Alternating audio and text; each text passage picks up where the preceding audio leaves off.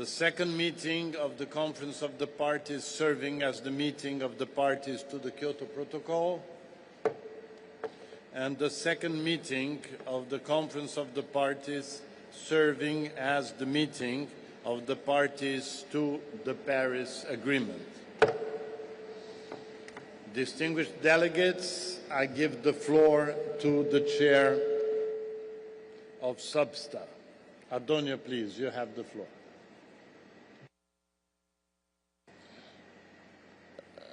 Thank you, Mr. President. Distinguished delegates, I declare open the second meeting of the subsidiary body for scientific and technological advice. Distinguished delegates, I give the floor to the chair of SBI. Julia, you have the floor. Thank you, Adonia. Distinguished delegates, I declare open the second meeting of the subsidiary body for implementation. I now give the floor back to the President.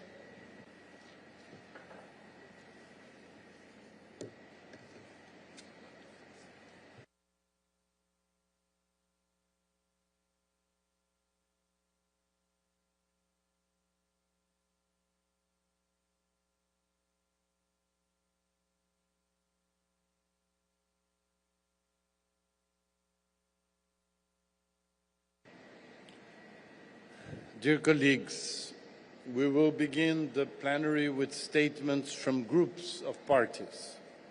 After hearing the statements from groups, the floor will be open for statements from individual parties, followed by statements from the observers. I encourage groups of parties, individual parties, and observers to keep their statements succinct and within the respective time limit. Please note, you are welcome to upload the full text of any statement on the submission portal. A button has been provided on the session web pages to link directly to the plenary statements, allowing easier uploading and access. You will hear a bell when you have used up the time allotted for your statement. Additionally, in line with the practice of other UN bodies and to ensure the smooth conduct of the meeting, microphones will be automatically turned off when the allotted time is exceeded. I appeal to parties to stay in the room while the observers deliver their statements. I will now invite statements from the four groups with non-overlapping memberships. I encourage you to keep your statements to a maximum of 5 minutes. I now invite the delegation of Iraq to deliver a statement on behalf of the Group of 77 and China. Iraq, you have the floor. Ambassador Andrew DeLego, distinguished presidencies and chairs of the subsidiary bodies, Iraq deems it an honor to deliver this statement on behalf of the Group of 77 and China. The Group of 77 and China would like to thank the government of Brazil for their hospitality, extended and their work in preparation for COP30, with a view toward a successful outcome. Group of 77 in China thanks also the COP29 presidency of Azerbaijan for the successful COP29 in Baku, as well as their continued leadership in the lead-up to COP30. Kindly note that in the interest of time, I will share this statement, which is a summarized version of our statement, and the complete version will be shared thereafter. 2025 marked 10 years since the adoption of the Paris Agreement, which is built on the principles and provisions of the Convention. It's important to question how much of these negotiations have transpired into real tangible action. In this context, the G77 and China places significant importance on the United Nations Framework Convention on Climate Change and the Paris Agreement. We underscore that meaningful climate action must be tailored to the diverse national circumstances of developing countries and advocate for meaningful climate action driven by the scaled-up means of implementation. Scaling up climate finance in accordance with the principles and provisions of UNFCCC and Paris Agreement form the core of the priorities for G77 and China. In this context, Group of 77 and China welcomes decisions on new collective quantitative goals at COP29 and calls for its full and timely delivery by developed countries. The group emphasizes that $300 billion remain significantly insufficient to meet the needs of developing countries in their just effort to combat climate change. Therefore, developed countries must significantly scale up the provisions of climate finance and means of implementation to enable ambitious and urgent climate action at the scale and speed required. Furthermore, we emphasize the importance of operationalizing the CMA's decision to urge the operating entities of the financial mechanism and other funds to at least triple their annual outflow of the operating entities by 2030, with a significant increase of public resources provided through the funds. Group of 77 China expresses grave concern regarding the application of unilateral and contradictory policies on the project proposal by UNEDO on behalf of the Sultan of Oman in the Green Climate Fund.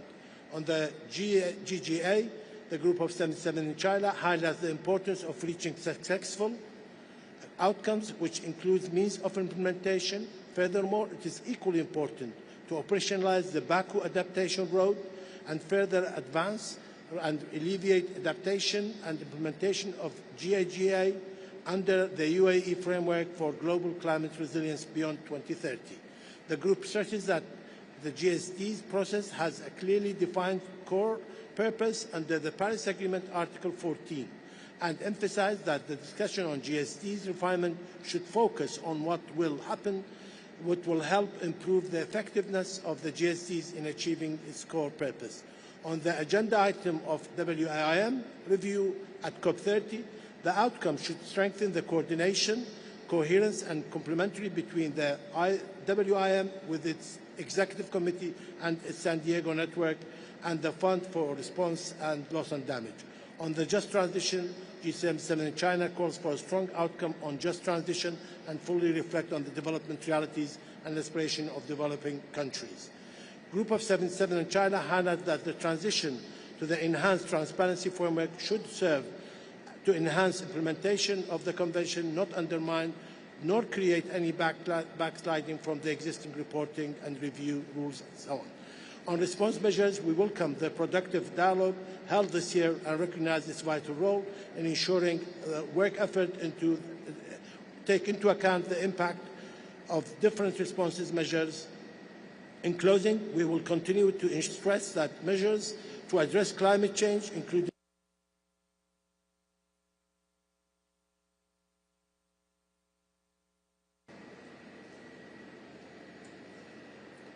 Thank you very much, G77 and China. I now invite the European Union to deliver the statement. Denmark, you have the floor. We are delivering this statement on behalf of the European Union and its 27 member states. We gather in the beautiful city of Belem at a moment when the science could not be clearer and the stakes could not be higher. Hurricane Melissa in the Caribbean and the recent super typhoons in the Philippines remind us of what climate change already means for lives and livelihoods. Our thoughts are with the communities who suffered devastating losses. Their resilience must strengthen our collective resolve. The EU comes to COP30 with that determination. The EU and its member states submitted its 2035 NDC to reduce net greenhouse gas emissions by 66.25 to 72.5% below 1990 levels by 2035. This is an ambitious milestone on the path to a 90% net reduction by 2040 compared to 1990 levels, leading the way towards climate neutrality by 2050 and aligned with the Paris goals. The Paris Agreement has shown that multilateralism delivers results, but we must all do our best to go further and faster. Ambition and international cooperation must be reflected in the COP30 outcomes. Firstly, through a negotiated response plan for enhancing the collective ambition and implementation of our NDCs. The NDC synthesis report revealed many quality improvements in the design of the new NDCs, and evidence is also present in the BTRs. However, efforts remain insufficient to keep 1.5 within reach. All parties, and especially major economies, must show leadership through stronger policies and faster delivery. We must accelerate action through innovation, growth, and competitiveness, as well as the full implementation of the outcomes and guidance from the first global stocktake. Annual consideration of the NDC and BTR synthesis report is needed to maintain momentum. In parallel, we must encourage the scaling up of partnerships and plurilateral initiatives under the action agenda as expressed of cooperation and commitment to act faster and more resolute. Secondly, by building resilience and preparedness everywhere, we need to accelerate adaptation action and finalize the work on indicators to track progress towards the global goal on adaptation.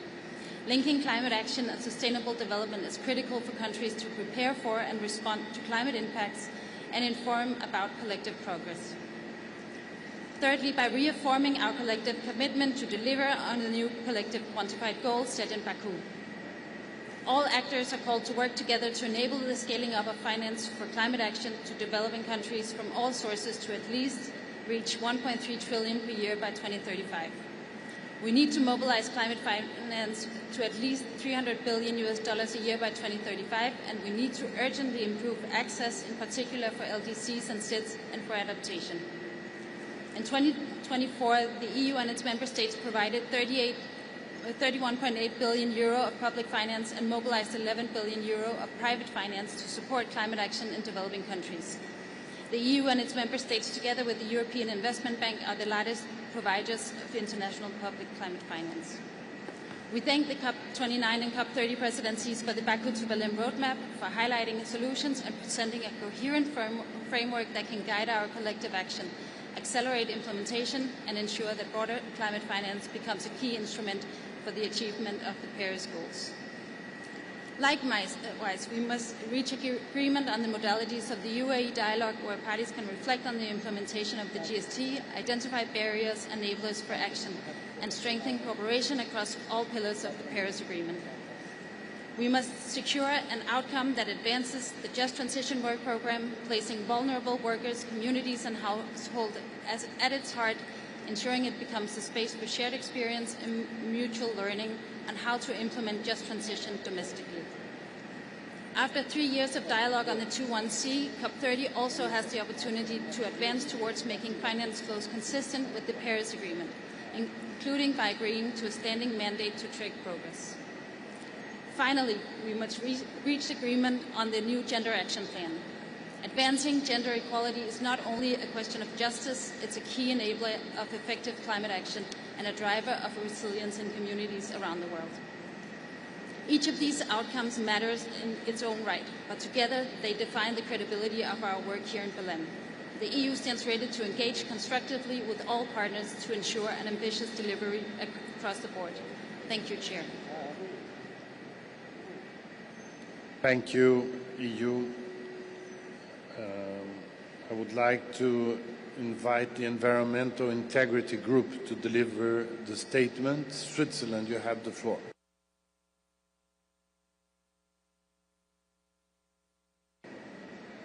Thank you very much, Mr. Chair. I have the honor to speak on behalf of the Environmental Integrity Group. Chair, Excellencies, dear colleagues, we meet at a defining moment. Science is clear.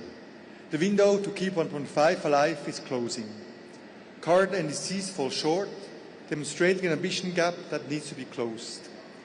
These are serious setbacks, but it is not the story of despair. The energy transition is underway. Renewables now dominate new power generation, showing that markets and innovation are transitioning away from fossil fuels. We celebrate those who have submitted ambitious NDCs. 10 years after Paris, that agreement helped to bend global temperature trajectories, reduce renewable costs, and unlock trillions in clean investments. Policies are stronger and more effective. The Paris Agreement works, and we must make it work fully. Yet the latest synthesis report confirms that current NDCs deliver only a 17% reduction below 2019 levels when science calls for 60% by 2035.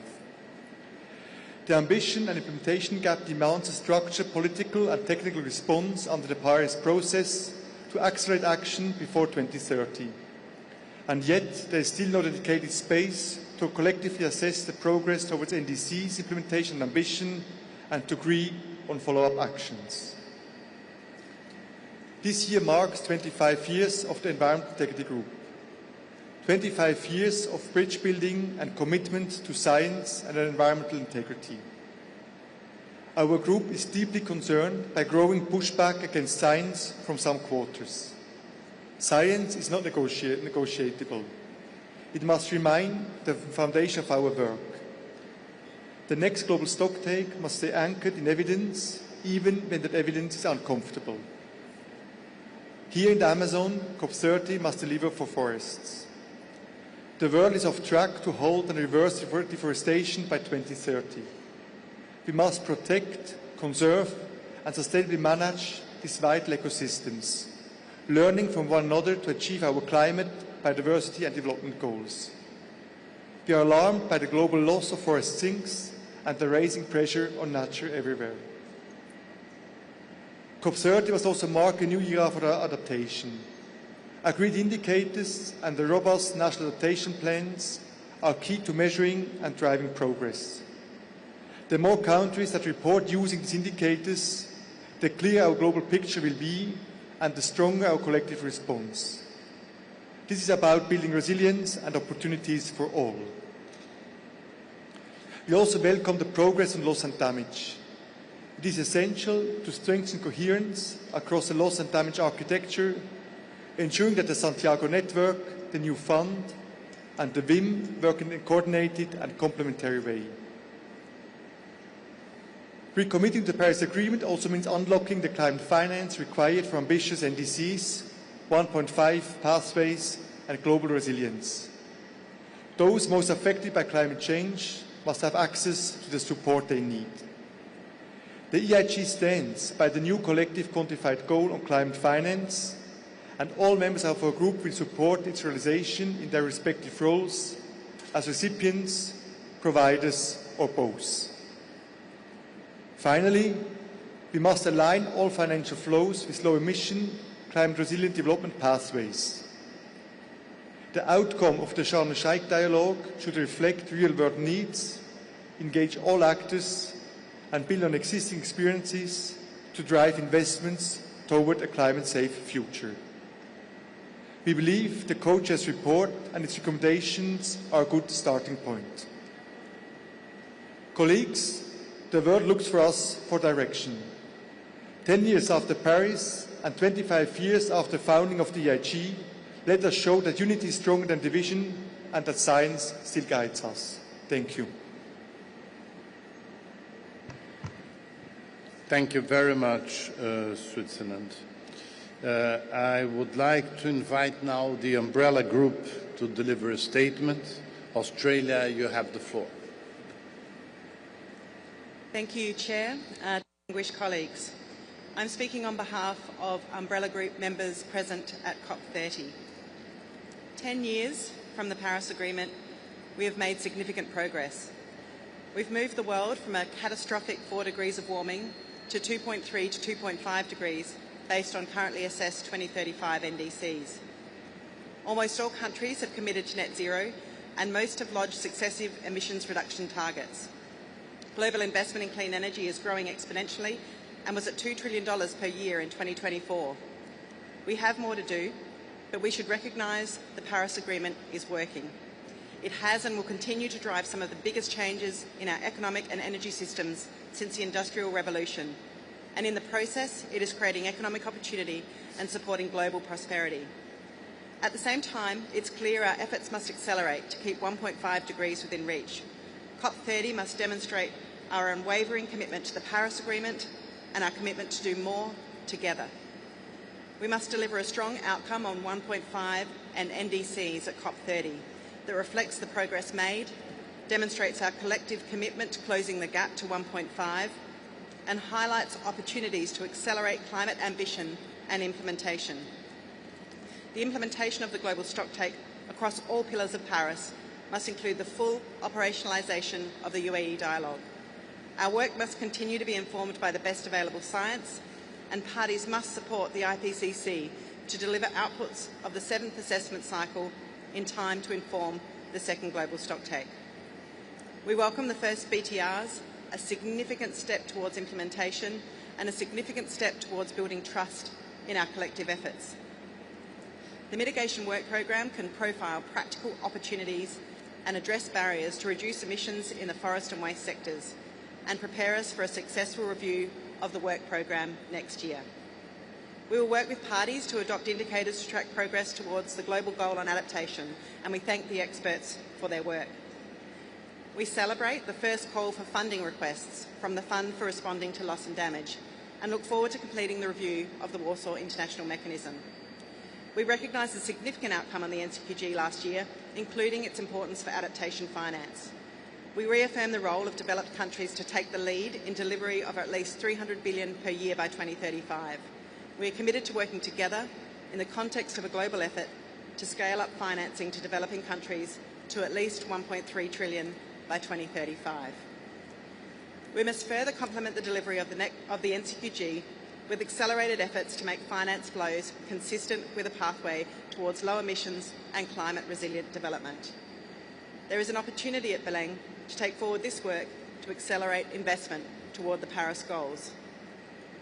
Outcomes on the Just Transition Work Programme should drive forward inclusive action and implementation to accelerate 1.5 aligned pathways to net zero and resilient societies, including on the energy transition. We very much welcome the positive engagement in agriculture, including in the action agenda. We must finalise a new gender action plan that is ambitious, implementable, and drives mainstreaming of gender-responsive climate action. We welcome efforts to promote the rights of Indigenous peoples and the rights of children and youth in climate action. And finally, Chair, we all countries in the Umbrella Group at this session affirm their united support for Australia's proposal to host COP31 in 2026 in partnership with the Pacific. Thank you. Thank you very much, Australia. I will now open the floor for statements from other groups for a maximum of 5 minutes, and I invite Venezuela to speak on behalf of ALBA. Venezuela, please.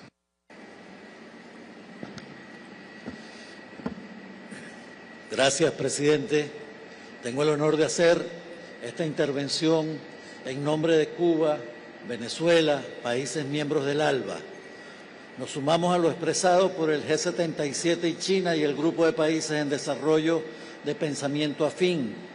América Latina y el Caribe es uno de los territorios más vulnerables del planeta como consecuencia de los efectos del cambio climático, y los países del ALBA sufren los impactos crónicos y graduales del cambio climático, lo cual está repercutiendo y paralizando los avances en el desarrollo sostenible en armonía con la naturaleza y la lucha contra la pobreza. Todo ello en un contexto global de crisis financiera, energética, climática, alimentaria, institucional, de paz y de seguridad internacionales. Esto representa un reto importante que debemos enfrentar, pero no podemos hacerlo solos. La respuesta al cambio climático debe ser integral, justa y multidimensional para que pueda ser sostenible y transformadora, pensada y ejecutada en el beneficio de nuestros pueblos. El derecho al desarrollo de nuestros pueblos será siempre una prioridad. A 10 años de la adopción del Acuerdo de París, es menester que todos trabajemos juntos, reflexionando y concretando acciones en conjunto, en mutirao, para luchar contra esa visión generada por el modelo capitalista depredador. Es urgente transformar el pensamiento y el accionar global, para lo cual es necesario escuchar y trabajar juntos en favor de nuestros pueblos, quienes sufren de cerca los embates del cambio climático y la falta de voluntad política de los países desarrollados de tomar acciones concretas en contra del desarrollo. Es más requerido que nunca. Debemos dejar de lado los dobles discursos y que esta COP sea la COP de la verdad. Es momento de realmente implementar la Convención y el Acuerdo de París con voluntad política, no intentar renegociarlo por la vía de facto. Hemos visto que los países desarrollados siguen eludiendo su responsabilidad de aportar sus promesas en materia de financiamiento climático y que se ha demostrado que es totalmente insuficiente para asumir las necesidades de los países en desarrollo en mitigación, adaptación y daños y pérdidas. Es preocupante la conducta de los países desarrollados que no desean ni siquiera conversar sobre este asunto, eludiendo la incorporación del tema en agenda y evadiendo cualquier involucramiento real en temas relacionados.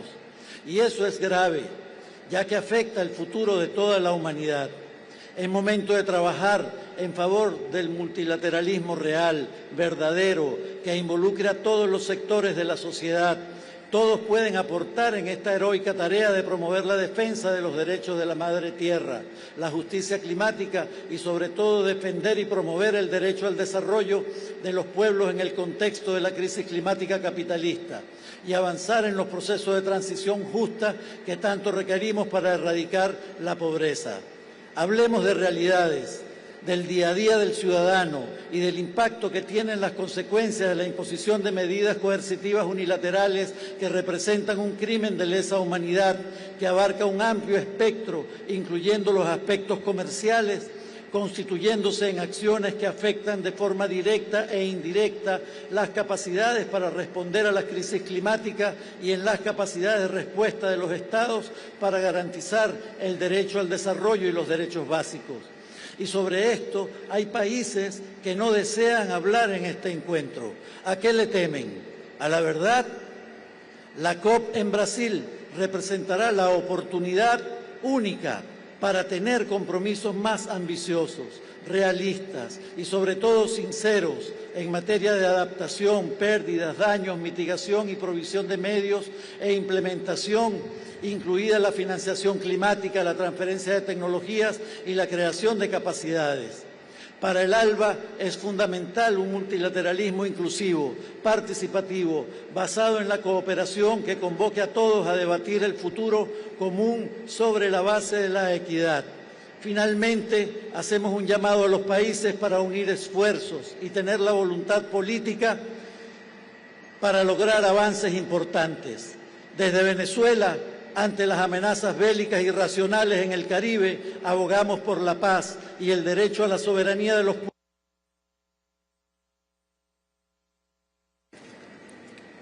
Muchas gracias, Venezuela. I now invite Palau to speak on behalf of AOSIS. Palau, you have the floor.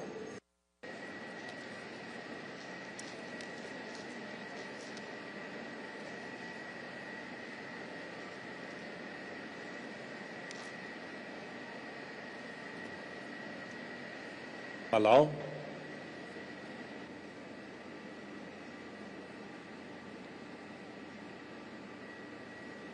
No. So I will then invite India to speak on behalf of LMDC and BASIC. India, you will have the floor to speak first for LMDC, then I will call on you again to speak for BASIC. If not, you're going to have only one slot. So please, India for LMDC.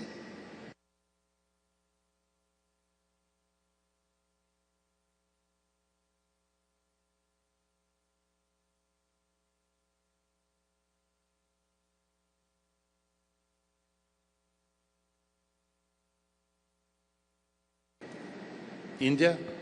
Mr. President, we congratulate you on your appointment and thank you for the successful opening of the COP30.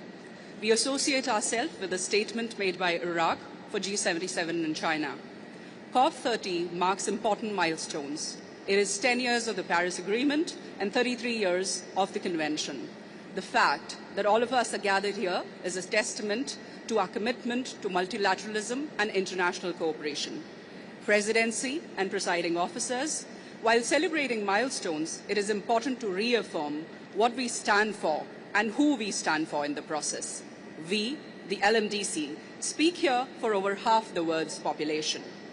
As we celebrate multilateralism, we must be cognizant of the factor that can seriously undermine multilateralism. This is the most opportune moment to meaningfully discuss climate change, related trade restrictive unilateral measures, and how they impact our countries. In this era of implementation, the means are among some of the biggest deterrents for developing countries. And that is why we have presented our proposal for an agenda item on Article 9.1 of the Paris Agreement, which speaks to the legal obligations of the developing countries to provide finance to developing countries for mitigation and adaptation.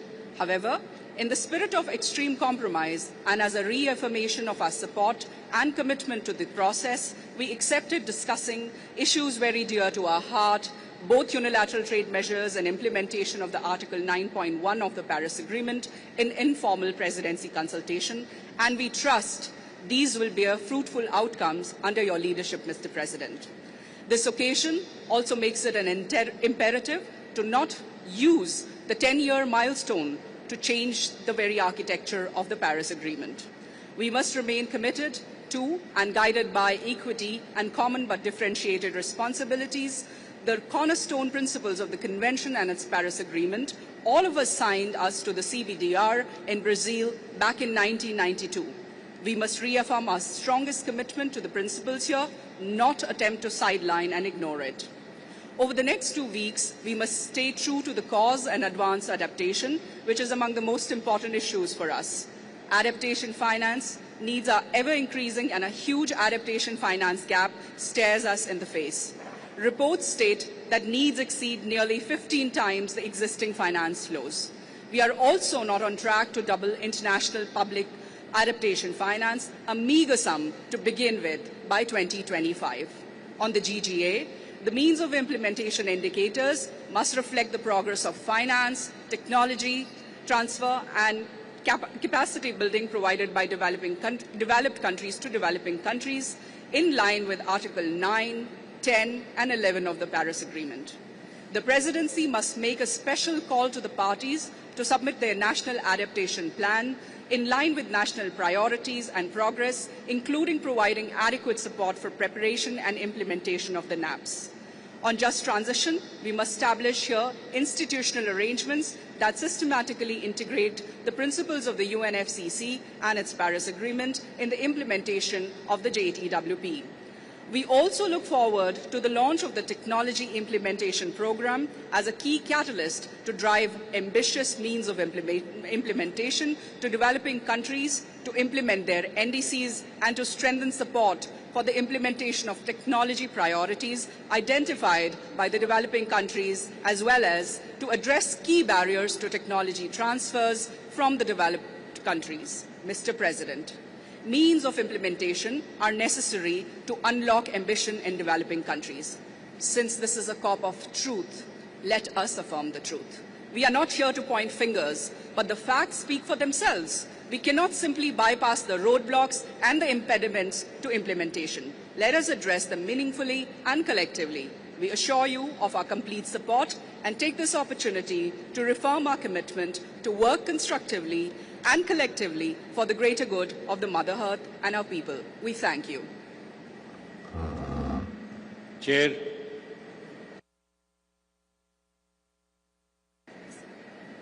Thank you, India. So, India for basic. Thank you, Chair.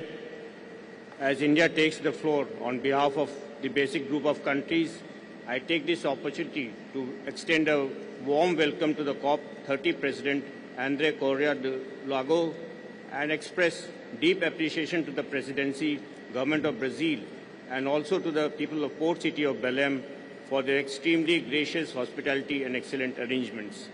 At the outset, we express our full and unwavering support for multilateralism and international cooperation on climate change, particularly in the current geopolitical context. We reiterate the significance of the full, effective and sustained implementation of the Convention and its Kyoto Protocol and the Paris Agreement in accordance with the principles of equity and CBDRRC. This COP is being organized 10 years after the Paris Agreement was signed and has now evolved to incorporate all its multifaceted dimensions to achieve its key objectives. Successive COPs have focused on key themes of the agreement. If COP28 was the GST COP and COP29 was the COP for finance, COP30 should be the COP of adaptation. Adaptation is the most pressing necessity for billions of the most vulnerable worldwide, the majority of whom have contributed the least to global warming but will suffer the most from its impacts. Its impacts are local and immediate and affecting the overwhelming majority of these billions of people residing in the developing nations. COP30 needs to deliver a strong outcome on the global goal on adaptation, and we should all agree on a minimum package of indicators from the UAE Belem work program, including the provisions of means of implementation, while demonstrating flexibility and reserving some of the remaining indicators for further technical discussions as deemed necessary. We need to send an inspiring message to the world with the Baku adaptation roadmap that we are on our way to achieving the safety and well-being of billions, leaving no one behind. There is a need to provide a platform for continuous cooperation, support, and exchange of experiences and knowledge. Above all, we need to strengthen and intensify the commensurate flow of public finances towards meeting the adaptation needs. As we mark the 10th year since the adaptation of the Paris Agreement, we recognize the unfulfilled tasks in climate finance. Our needs and expectations regarding the key enablers for climate action, such as the provision of means of implementation, including climate finance, remain the key barrier to attaining the higher ambitions of keeping the Paris goals within reach. There is an urgent need for clear, transparent and universally agreed definition of climate finance under the UNFCCC and Paris Agreement to ensure not only predictability, accessibility, transparency and trust in financial flows, but to also ensure scale, scope and speed of finance. As the Presidency has indicated, we have a number of mandates to fulfill at COP30. India and other basic partners are committed to working with you, Excellency, in the successful conclusion of these agenda items. The successful conclusion of the GST at COP28 was a welcome affirmation that we are now seriously implementing the Paris Agreement. But we must remain faithful to its architecture, hence revising and updating their indices as informed by the first global stocktake is left to parties in accordance with the Paris Agreement. Any exchange of how parties are enhancing the indices should remain a dialogue and exchange of experiences and best practices. At this juncture, when we need to speak in one voice to strengthen multilateralism, we must ensure that we do not even inadvertently undermine the architecture of the Paris Agreement. Excellencies, the basic countries are proud of their contribution to global climate action, the transition to clean and renewable energy, and the pursuit of low-carbon development. However, we cannot ignore the responsibility of developed countries, both historically and in the present. They need to reach net zero much earlier than projected to release the remaining carbon space in favor of developing countries, invest significantly more in negative emission technologies, and fulfill their obligations under the Convention and its Paris Agreement, as regards providing the means of implementation to the Global South. Excellency, we are fully with the Presidency in ensuring a successful outcome for the United Arab Emirates Just Transition Work Programme. The JTWP is very important for developing countries. It should serve as a vehicle to strengthen the implementation of the principles of equity and justice in climate change mitigation and adaptation, encompassing a whole of economy and the whole of society approach, thereby leaving no one behind. COP30 must also deliver a strong outcome for the technology implementation program, with increasing climate impacts in addition to existing development deficits. The needs of billions of people in the Global South cannot be met without reliable, affordable and equitable access.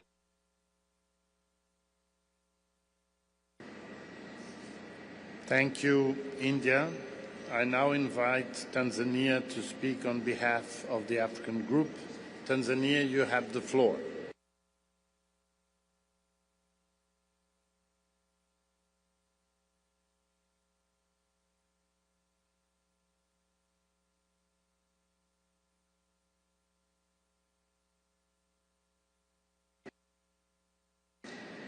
Thank you, Chair. I hope we will start again. Excellencies, Mr. President, the United Republic of Tanzania has the pleasure to speak on behalf of the African Group and its 54 member states on this important occasion. We want to thank the government of Brazil and the people of Belem for their hospitality and the preparation of the COP. We would also like to extend our warm congratulations to you, Mr. President, for the assumption of the presidency of COP30. The group would also like to congratulate the COP29 presidency and the team for their leadership and commitment for advancing milestone decisions under the UNFCCC. Let us also express our gratitude to the UNFCCC Secretariat for their continued support to COP30.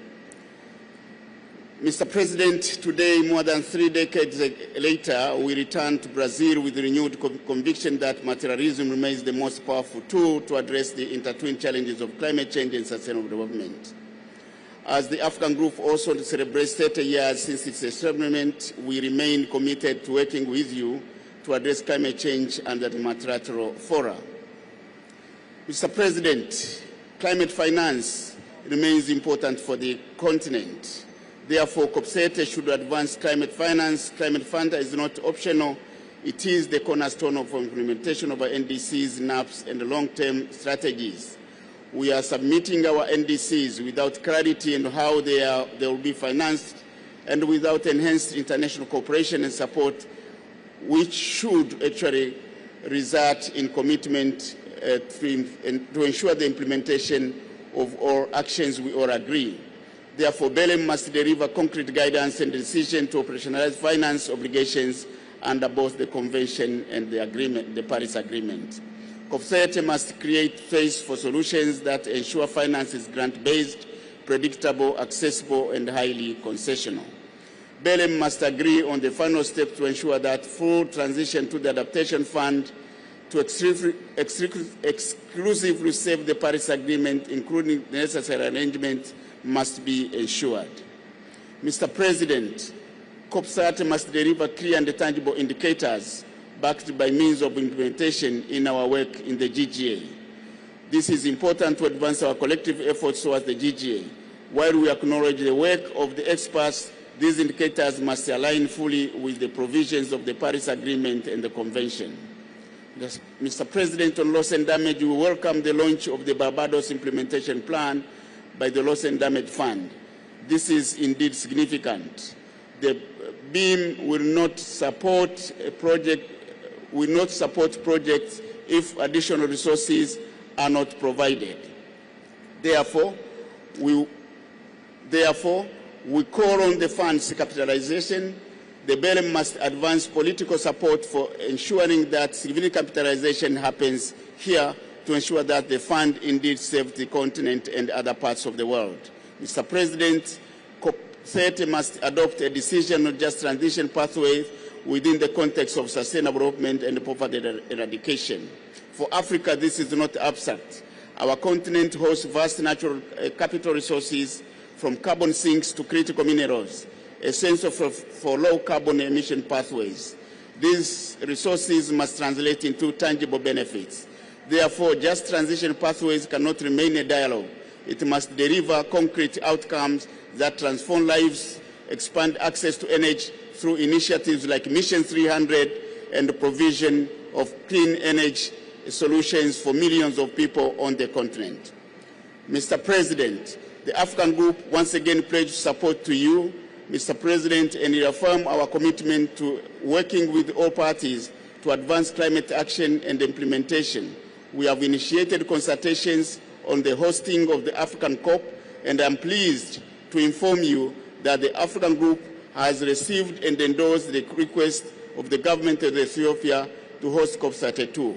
In conclusion, we remain committed to ensure that Belem must deliver decisions that reflect urgent needs of the African continent and other parts of the world to ensure that the challenges we are facing are indeed supported, and we are supported in the context of materialism. I thank you. Thank you very much, Tanzania. I now invite Palau to speak on behalf of AOSIS. Palau, you have the floor. Thank you, Mr. President. Apologies in the beginning, our mic wasn't working. COP presidency, congratulations on your ascension to the presidency. Palau has the honor to make this statement on behalf of 39 members of the Alliance of Small Island States. We have submitted our full statement to the Secretariat. At the outset, allow me to align our statement with the statement delivered by Iraq on behalf of G77 and China. We extend our sincere appreciation to the government of Brazil for the warm welcome and the here at COP30 in Belem. We recognize that this COP must deliver real progress across all pillars of the Paris Agreement in a way that ensures that 1.5 degrees is alive and no one is left behind. The science is clear that we are dangerously off track to limiting global warming to 1.5. The latest rounds of NDCs fall short of delivering the ambition needed. COP30 must provide a clear follow-up on the global stocktake outcomes, renewed leadership from major emitters, and alignment with the Paris Agreement's legally binding 1.5 degrees Celsius. We assure parties that there is no finger-pointing. Instead, the NDC synthesis report provides the basis for a collective approach. Since the synthesis report summarizes where we are at the global level, this should be done in the spirit of international cooperation and fundamental principle of collectivity by which we consider how close we are to meeting the goals of the Paris Agreement. On the mitigation work program, AOSIS calls for substantive outcomes that incorporates the mitigation elements of GSD outcome, particularly the energy package, highlight concrete solutions from global dialogues and investment-focused events, while remain firm and anchored in 1.5. And it also established a process to review progress by 2026. President SID's climate action is made possible by the support we receive. It is imperative that COP30 delivers the climate finance and outcomes to provide assurance for developing countries, particularly islands, that this process holds legitimacy and relevancy.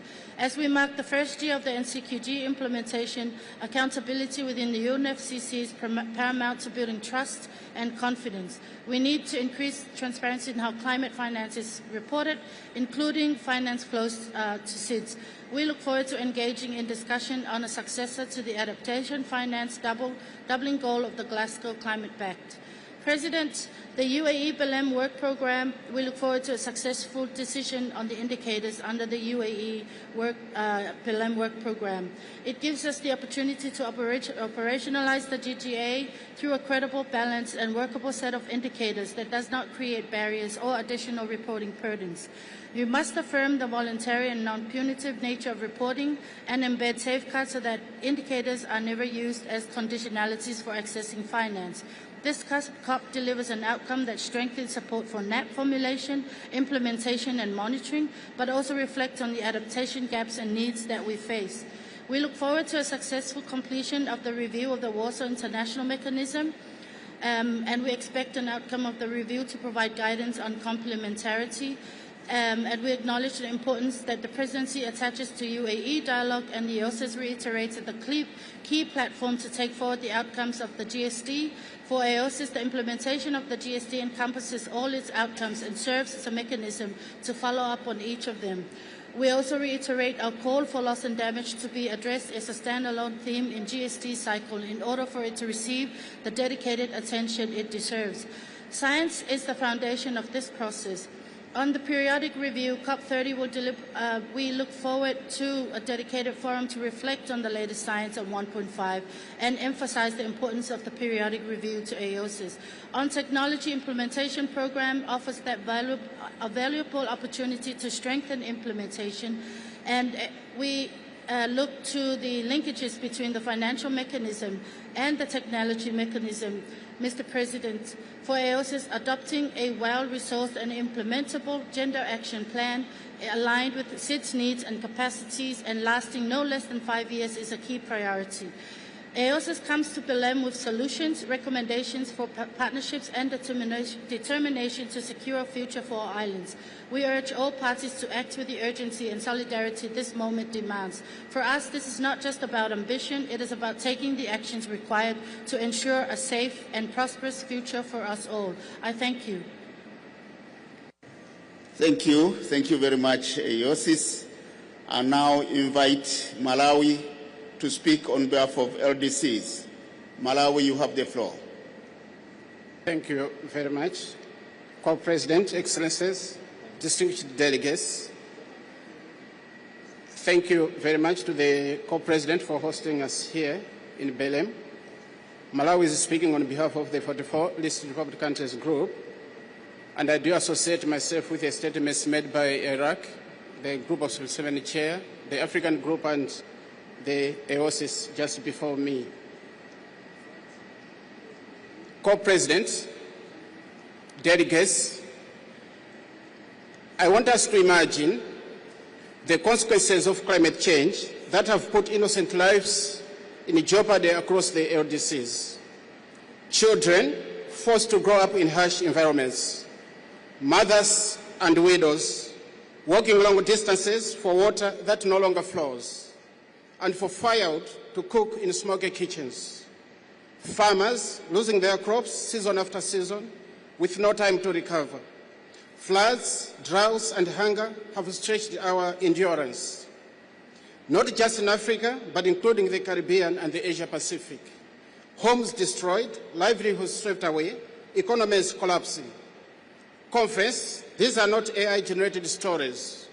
These are the daily realities defining the struggle for survival of 1.6 billion people we represent in the LDCs. People who deserve to live and thrive, to dream and to hope. And as we enjoy Belem's hospitality and meeting these nicely branded and decorated walls, our people are watching, they are listening, and they are waiting. They are demanding answers, speed, progress, and climate justice. The youth, the women, the farmers, and the elderly are asking many questions on why the delays about 1.5 degrees Celsius ambition, tripling of grant-based adaptation finance, about the new debt from climate finance, funding for loss and damage, and finalizing just transition work program. Conference, how much longer must we wait to respond to these important questions? We meet, we speak, we discuss, we promise, we postpone, and then wait again. Excellencies, colleagues, let us remember, climate change needs no visa, respects no borders, has no favorites, and the smoke does not stop at our borders. This devastation is all around us, and collectively, we must work the acceleration we have been talking about for so long to get a different result. And this is the COP to make this difference. Yes, a different COP. Thank you, Azerbaijan, for the leadership, and welcome Brazil. Brazil has promised a different COP. We are also hoping for a balanced outcome. We are committed to working with you and all those willing to support our people, marginalized women and youth. COP30 is an opportunity to reconcile with nature and restore the trust that has been lost, not with speeches, but with action and speed. We must leave Belem with a sense of reassurance that this Matatu process is working for our people, for our economies, and for Mother Nature. Let COP30 stand for hope, for justice and action, a package that triples grant-based adaptation finance from the 2025 levels, advances 1.5 degrees ambition, and delivers the means of implementation. As I conclude my LDC chairmanship at this COP, Co-President, I urge you to reflect on the original intentions of the journey we are walking today. I thank you. Thank you, Malawi. I now invite Saudi Arabia to speak on behalf of the Arab group. Saudi Arabia, you have the floor.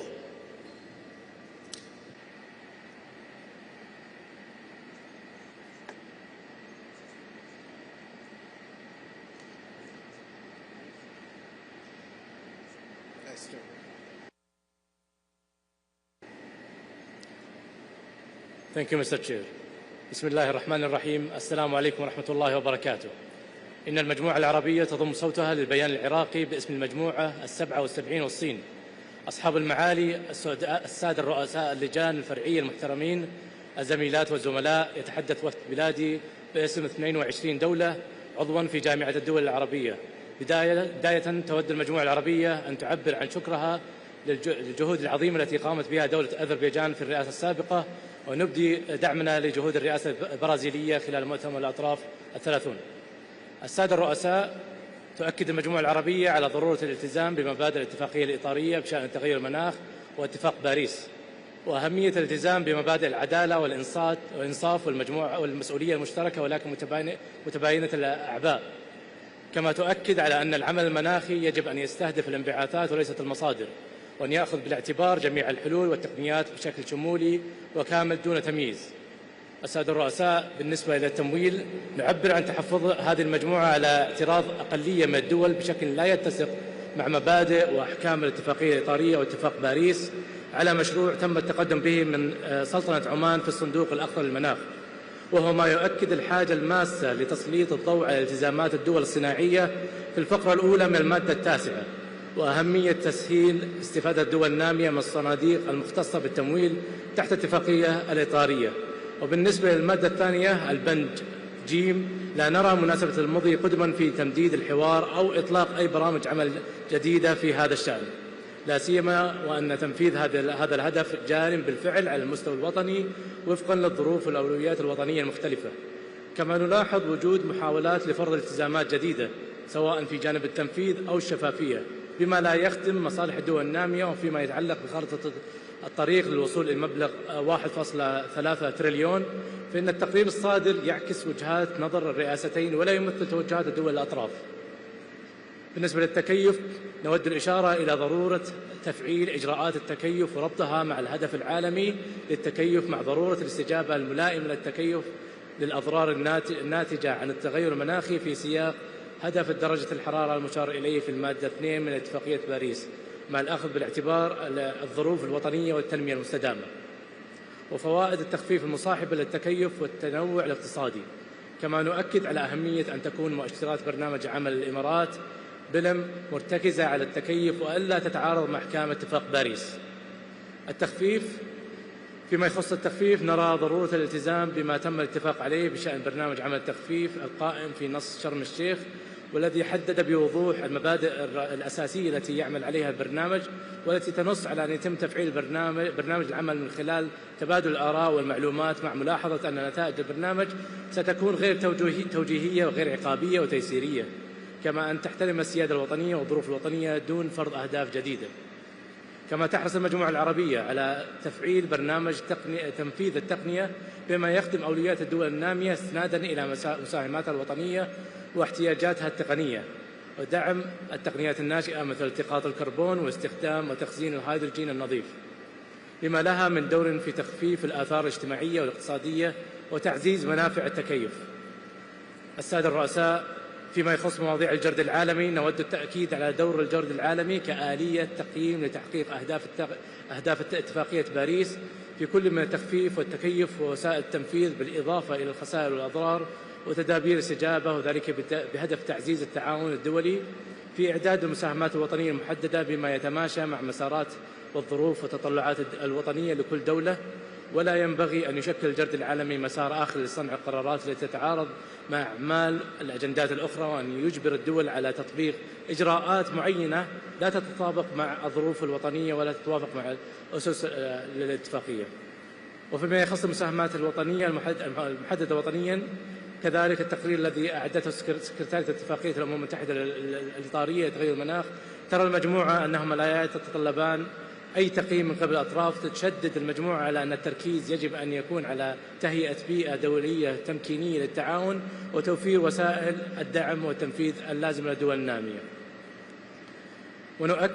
وتؤكد المجموعة على أن مسارات الانتقال العادل تكون شمولية ومحددة وطنيا في سياق التنمية المستدامة والقضاء على الفقر وضمان الحق في التنمية، والتأكيد على الالتزام بمبادئ العدالة والإنصاف والمسؤولية المشتركة ولكن المتباينة كمبدأ أساسي. كما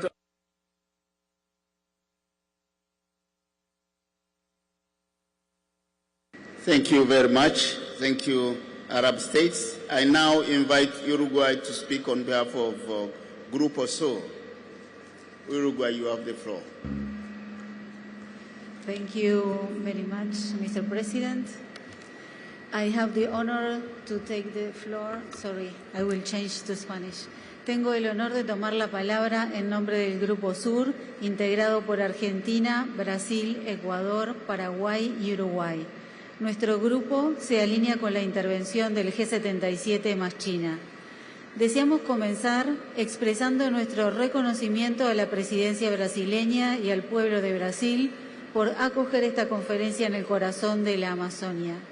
Belem nos recuerda que el cambio climático no es una abstracción, es una realidad que transforma los territorios donde viven millones de personas. Celebrar esta COP en la Amazonía es, ante todo, un llamado político y ético a situar la vida, la justicia y la cooperación en el centro de nuestras decisiones. En un contexto global creciente de fragmentación, Grupo Sur reafirma el multilateralismo como el único marco legítimo para una acción climática cooperativa y equitativa. Las medidas adoptadas para combatir el cambio climático, incluidas las unilaterales, no deberían constituir un medio de discriminación arbitraria o injustificable ni una restricción encubierta al comercio internacional. El Grupo aboga por una cooperación internacional basada en la confianza, el respeto mutuo y la búsqueda de soluciones colectivas. En este marco, destacamos las siguientes prioridades para esta COP30. Primero, adaptación. Aspiramos a que Belem se adopte una decisión sustantiva sobre el Objetivo Mundial de Adaptación, incluyendo la adopción de un conjunto manejable de indicadores globales que reflejen no solo las acciones, sino también los medios de implementación, incluyendo financiamiento, tecnología y fortalecimiento de las capacidades. Esto debe ser acompañado del apoyo necesario para que los países en desarrollo podamos implementar el marco a nivel nacional. Asimismo, esperamos salir de Belem con un compromiso de financiamiento para la adaptación renovado que reemplace el de Glasgow, en el contexto de alcanzar un balance con la mitigación y adicionales los recursos financieros para pérdidas y daños. Presidente, los países del Grupo Sur han realizado grandes esfuerzos para la formulación de sus planes nacionales de adaptación. Por ello, no podemos irnos de esta COP sin una decisión sustantiva sobre NAPS, que incluya provisiones claras de financiamiento, tecnología y fortalecimiento de las capacidades para la implementación de los NAPS en los países en desarrollo. Segundo, financiamiento. Tras la adopción del nuevo objetivo cuantificado en Bakú, el desafío de Belem es su implementación efectiva. Reafirmamos la obligación de los países desarrollados, conforme al artículo 9.1 del Acuerdo de París, de proveer recursos nuevos, adicionales, previsibles y concesionales, priorizando la adaptación y las necesidades nacionales de desarrollo sostenible y erradicación de la pobreza. América del Sur es una región profundamente comprometida con la acción climática y con metas ambiciosas de mitigación y adaptación, pero para sostener ese nivel de ambición necesitamos medios de implementación acordes, acceso real a financiamiento, transferencia tecnológica y fortalecimiento de capacidades. Tercero, transición justa. El programa de trabajo sobre transición justa debe tener un alcance integral que incorpore las dimensiones social, laboral, territorial y promoción de la protección de los derechos humanos, incluido el derecho al desarrollo, conforme a los principios, obligaciones y compromisos asumidos por nuestros países y sus respectivas prioridades de desarrollo. Consideramos indispensable que Belem avance de manera sustantiva hacia el arreglo institucional de transición justa. En cuanto a balance global, consideramos fundamental acordar en Belem una decisión sobre los resultados del primer balance global, incluyendo los elementos logísticos y procedimentales que orientarán el segundo ciclo. Quinto, agricultura. Priorizamos la resiliencia, la seguridad alimentaria y la sostenibilidad de los sistemas productivos, evitando enfoques prescriptivos o que desconozcan los saberes locales. En sexto lugar, con relación al marco reforzado de transparencia, quisiera destacar el compromiso de los países con...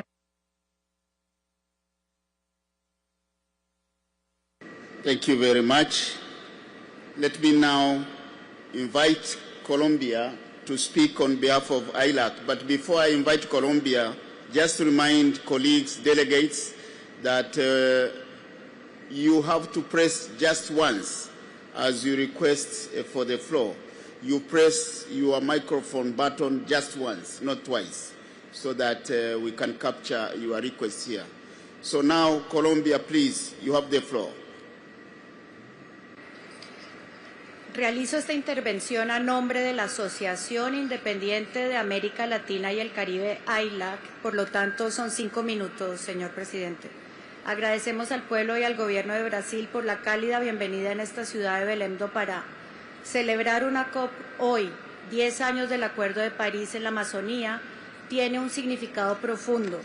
La Amazonía es el pulmón del planeta, un lugar de extrema biodiversidad y un elemento central de la estabilidad climática global, con más de 400 grupos étnicos, incluyendo pueblos indígenas, pueblos afrodescendientes y comunidades locales que han sido guardianes de la naturaleza durante siglos.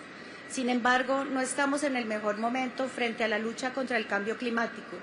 Nuestros compromisos están aún muy lejos de prevenir un colapso climático y además hay una enorme disparidad entre lo dicho y lo alcanzado. Los países que conformamos AILAC compartimos una realidad.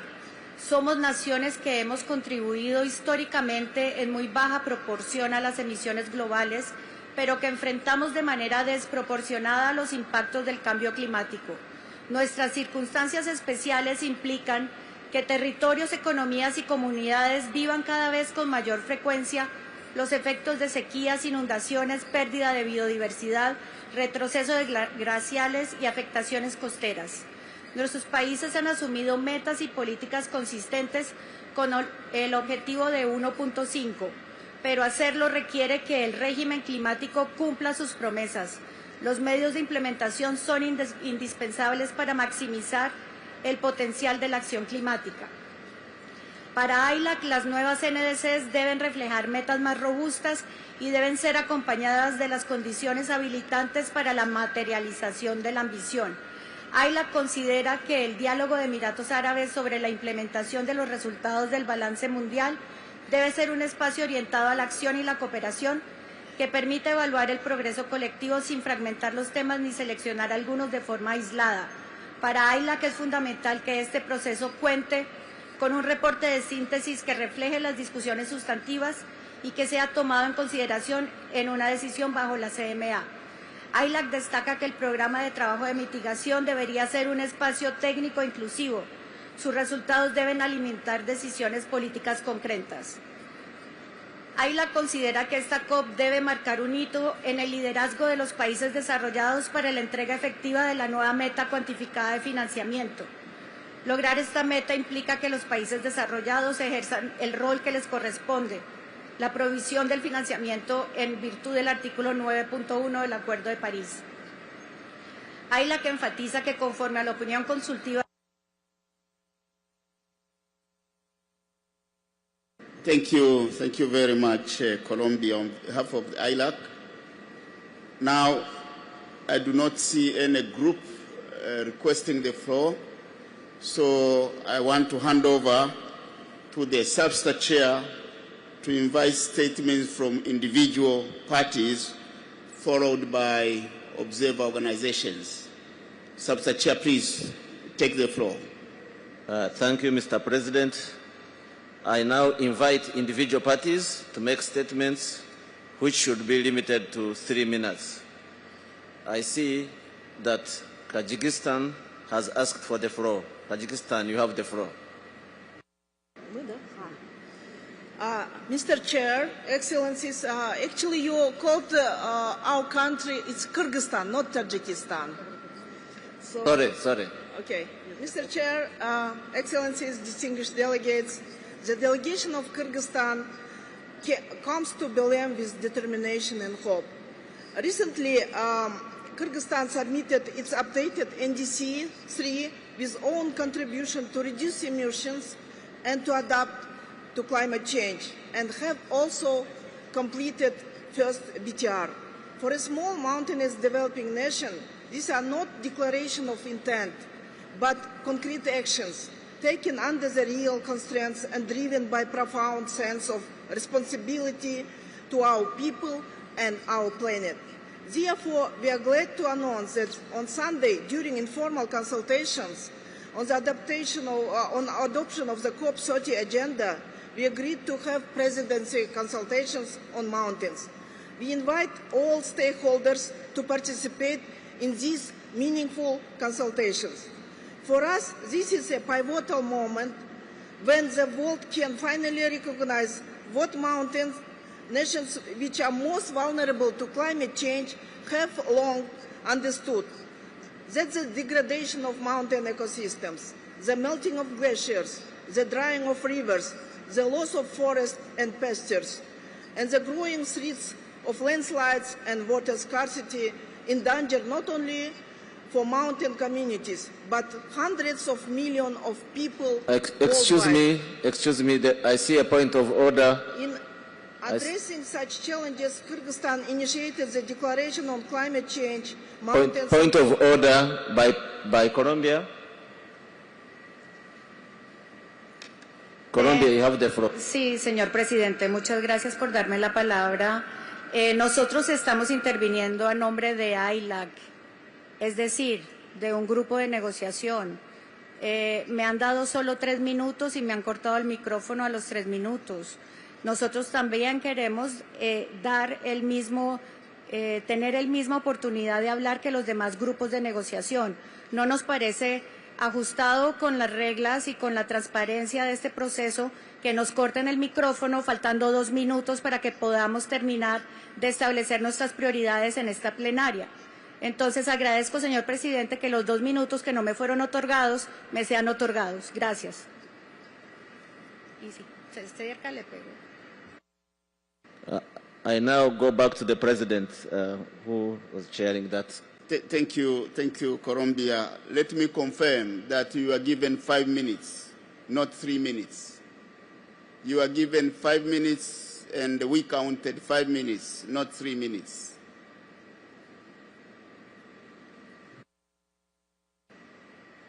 We can now continue with the speaker that was on the floor.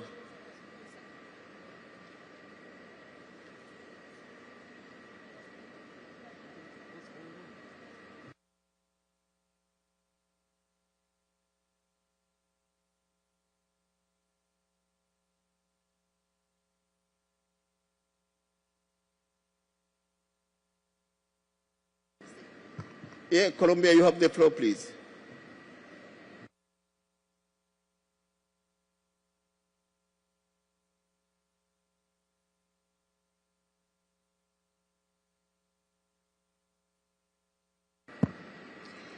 You have the floor. You have the floor. Señor presidente, no me han prendido el micrófono. En este momento me lo prendieron. Aquí dice que tengo 2 minutos para hablar.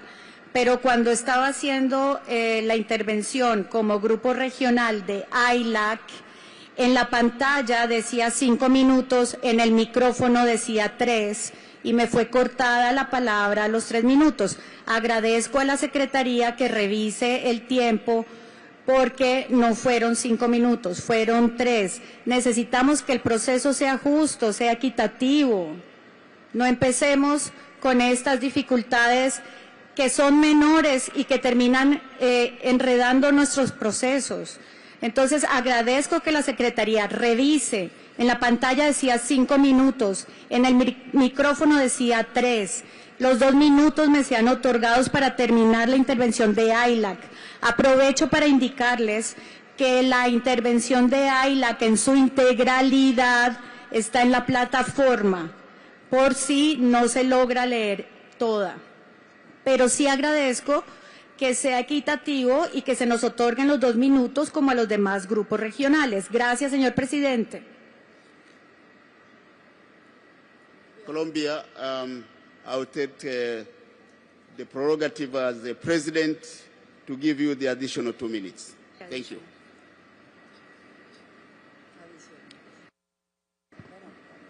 No son adicionales, pero gracias, señor presidente. AILAC toma nota con aprecio de la ruta Bakú-Belem presentada por la presidencia y confía en que este marco oriente los esfuerzos colectivos hacia la definición y puesta en marcha de una meta de financiamiento verdaderamente transformadora. Esperamos que este proceso sirva para acelerar la implementación de la NCQG. Los compromisos financieros deben priorizar la adaptación, las pérdidas y daños y la construcción de resiliencia. Los países desarrollados deben garantizar un flujo de recursos que no incremente el endeudamiento ni condicione la acción climática. La confianza en este proceso depende de que los compromisos se traduzcan en desembolsos reales, oportunos y accesibles.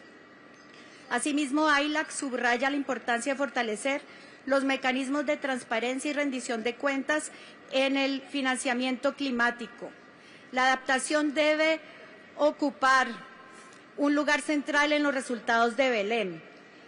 El programa de trabajo sobre transición justa debe traducirse en mecanismos concretos de cooperación, intercambio de conocimiento y fortalecimiento de capacidades en línea con los artículos 10 y 11 del Acuerdo de París. Asimismo, la transferencia de tecnología debe ser efectiva y responder a las prioridades nacionales expresadas en las NDCs. El Plan de Acción de Género representa una oportunidad crucial para fortalecer la participación plena y significativa de las mujeres en todos los niveles de la respuesta climática. Reafirmamos nuestro compromiso para trabajar constructivamente con todas las partes, con un espíritu de cooperación y de justicia. Gracias, señor presidente. Thank you, Colombia. We now have, now let me take back the floor now to the substitute chair to continue.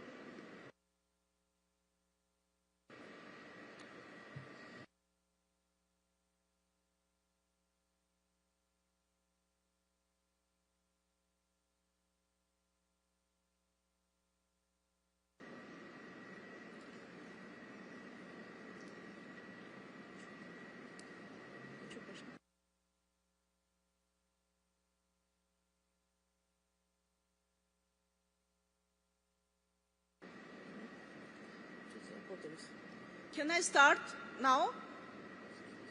Okay. Hold on. We are trying to clarify something here.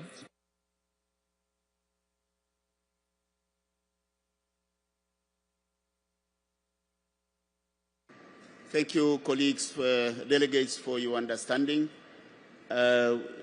Substitute Chair, you have to bear with me. I still have one group which needs to make a statement, and this is Honduras on behalf of the Coalition of Rainforest Nations. I think this was missed out. So let me give the floor to Honduras, please. 5 minutes.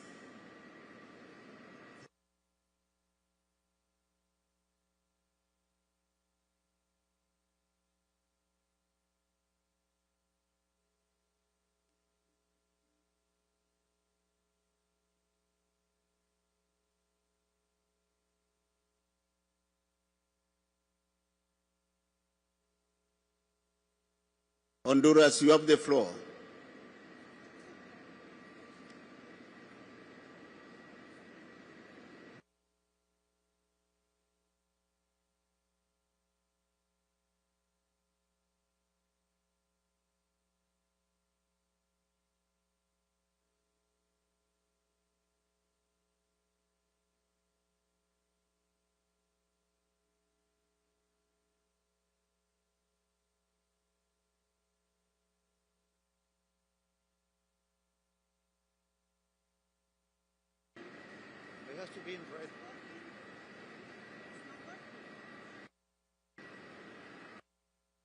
Okay, as they fix I think they have a technical problem, so Substitute Chair, you can continue with parties, then we come back to Honduras once they have fixed the problem.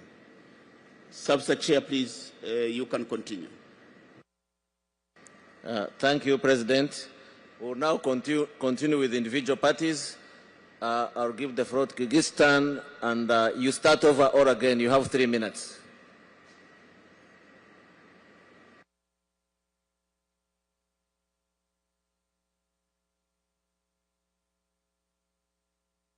You have the floor.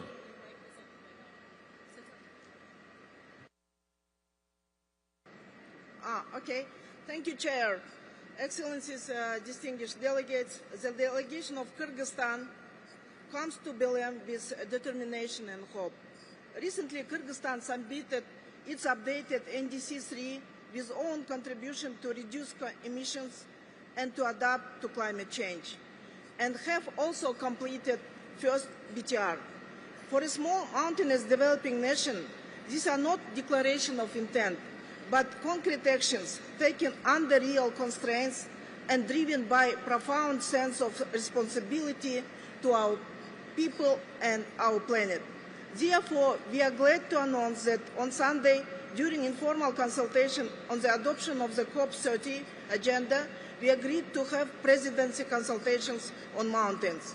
We invite all stakeholders to participate in these meaningful consultations. For us, this is a pivotal moment when the world can finally recognize what mountain nations, which are most vulnerable to climate change, have long understood, that the degradation of mountain ecosystems, the melting of glaciers, the driving of rivers, the loss of forests and pastures, and the growing threats of landslides and water scarcity endanger not only to mountain communities, but hundreds of millions of people worldwide.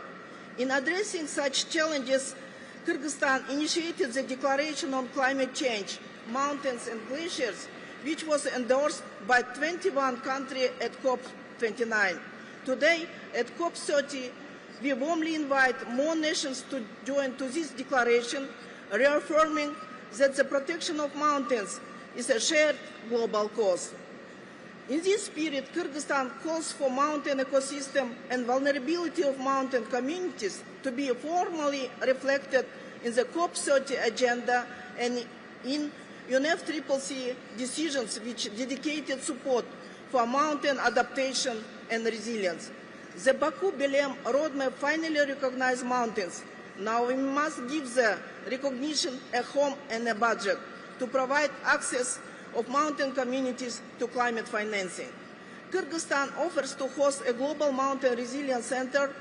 The center will serve all mountain developing countries, preparing projects for the adaptation, loss and damage fund, and building carbon market readiness.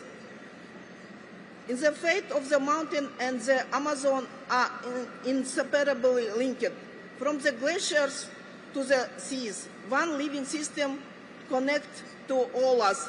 When snow the mountains disappears, rivers dry, forests burn, and oceans rise. Protecting one. Thank you for your statement. I see that Pakistan has asked for the floor. Pakistan, you have the floor. It's not what, yeah. So, thank you, Chair, President, Excellencies, distinguished delegates. At the outset, allow me to thank the government and the people of Brazil for their gracious hospitality and for hosting this defining COP in the heart of Amazon, a living reminder of our planet, beauty, bounty, and fragility. Mr. President, as we gather in Belem, we mark 10 years since the adoption of the Paris Agreement, a moment that transformed hope into a global pact of shared responsibility. 10 years on, the question before us is not one of commitment but of delivery. The Paris Agreement promised a balance between mitigation, adaptation, and means of implementation. Yet for many developing countries, including Pakistan, that balance remains unrealized. The first global stocktake has confirmed what science and experience already tells us. We need to raise the implementation ambition by ensuring availability of additional grant-based finance. Pakistan believes that the follow-up to the global stocktake must focus on equitable implementation, measurable resilience, and follow paragraph 87 of the UAE decision. As a global community, we need a moment to reflect today on the outcomes of Paris Agreement that we have achieved. We have been able to stop climate change or to mitigate its disastrous impacts. The answer is evident. We have faced catastrophic floods this year, impacting livelihoods and the hard-earned progress of our people. These floods were a reminder of the 2022 super floods that submerged a third of the country. Yet amid adversity, Pakistan has moved from assessment to action. We launched our National Adaptation Plan, Advanced Provincial Resilience Framework, we are integrating adaptation and mitigation within our climate investment frameworks, which link national planning with green finance mechanism and trying to increase resilience. While we are paying the price for a crisis we did not create, Pakistan is also proving itself to be a leader in climate change. Chair, we would like to highlight that finance is not an act of generosity but a fulcrum of implementation. Article 9.1 of the Paris Agreement is a legal obligation of developed countries. We call for a dedicated space to review it. The fund for responding to loss and damage was a victory in Egypt, Sharm el-Sheikh, but we still have promises not fulfilled. Adaptation is not a supplementary theme. It is lifetime and it must become equal to mitigation. Technology is the bridge between ambition and action, and the adequate emphasis needs to be placed on it. Just transition is not a slogan. We need to support the establishment of a dedicated Just Transition Technical Assistance Network to facilitate capacity building and policy coherence. Pakistan remains positively engaged in the negotiations to move the world. Thank you for your statement. I see that Brazil has asked for the floor. Brazil, you have the floor. Thank you, Mr. Chair. Dear colleagues, Brazil is honored by the massive presence of delegations today. We welcome you all to Belem and would like to infuse in each and every one of you the spirit of companionship, of trust and of cooperation, but also one of urgency. For Brazil, it is urgent to uphold multilateralism, to prevent unilateralism from becoming the trend, and to generate momentum for accelerated climate action across all regions. For Brazil, adaptation is a key outcome. The time has come for adaptation to occupy the center of political attention. Many delegations have been saying that this is the adaptation COP. To make that a reality, we need a strong decision on the global goal on adaptation. These indicators will serve as a compass, guiding global progress and aligning ambition with real needs on the ground. We also expect tangible results on the Baku adaptation roadmap, which should focus on adaptation action and support. Brazil views COP30 as a decisive opportunity to advance the Just Transition Work Programme. This moment calls for moving beyond conceptual debates toward delivering tangible outcomes that enable countries to implement just transition pathways, ensuring that no one is left behind, particularly women, indigenous peoples, local communities, people of African descent, migrants, children, persons with disabilities, and all those in vulnerable situations.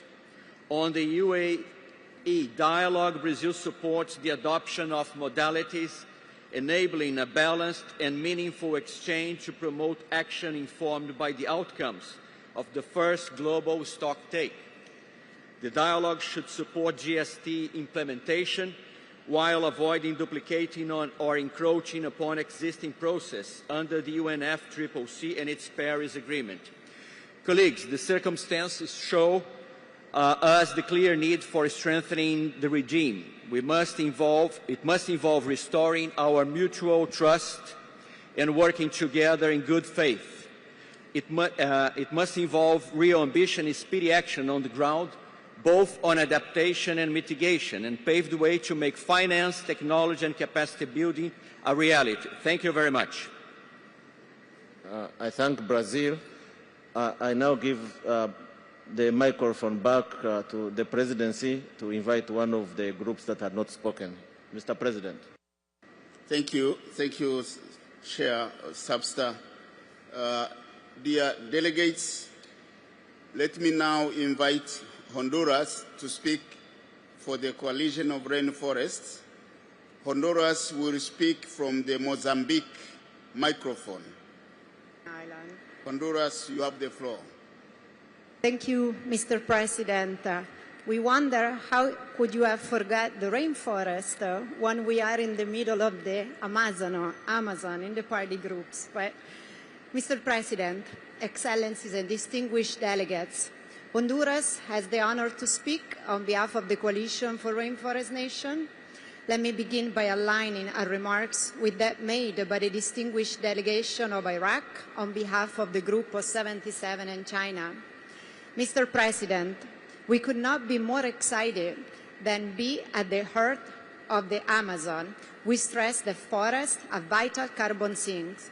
They absorb and store vast amounts of CO2, making them essentials to achieving the Paris Agreement goal of balancing emissions and removals by the second half of this century.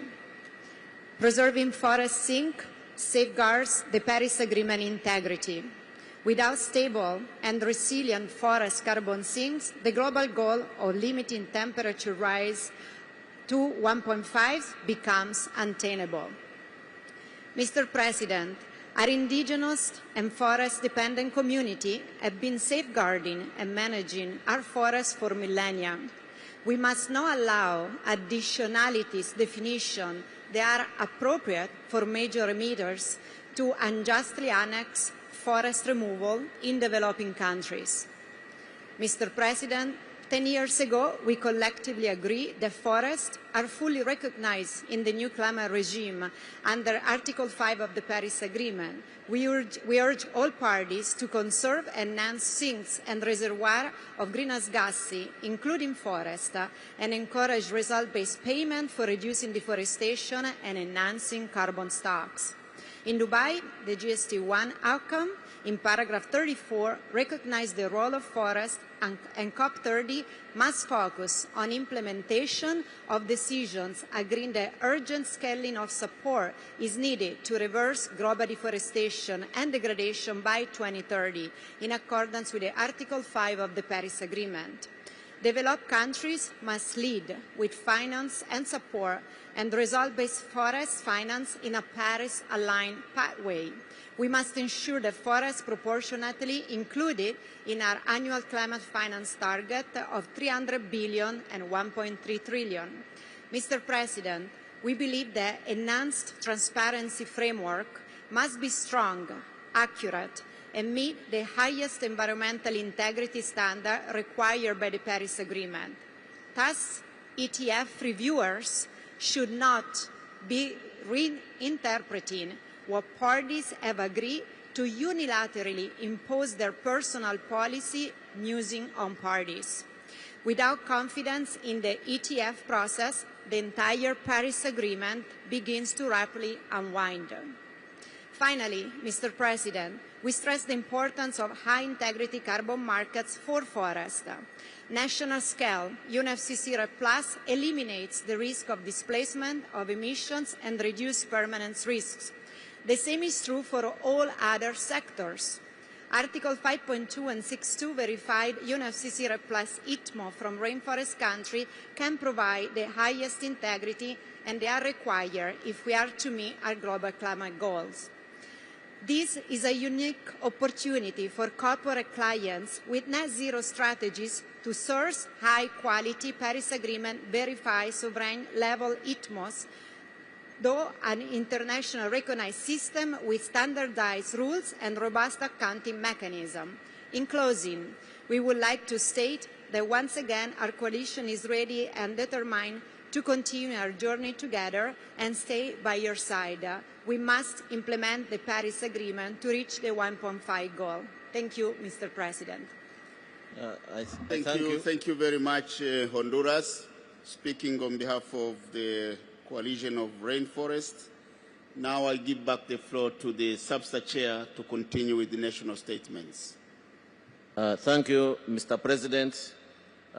Before I give the floor to the next speaker, I want to apologize about the technical issues we're having on the system. But we're trying to sort them out. You'll bear with us. I see that Nepal has asked for the floor. Nepal, you have the floor.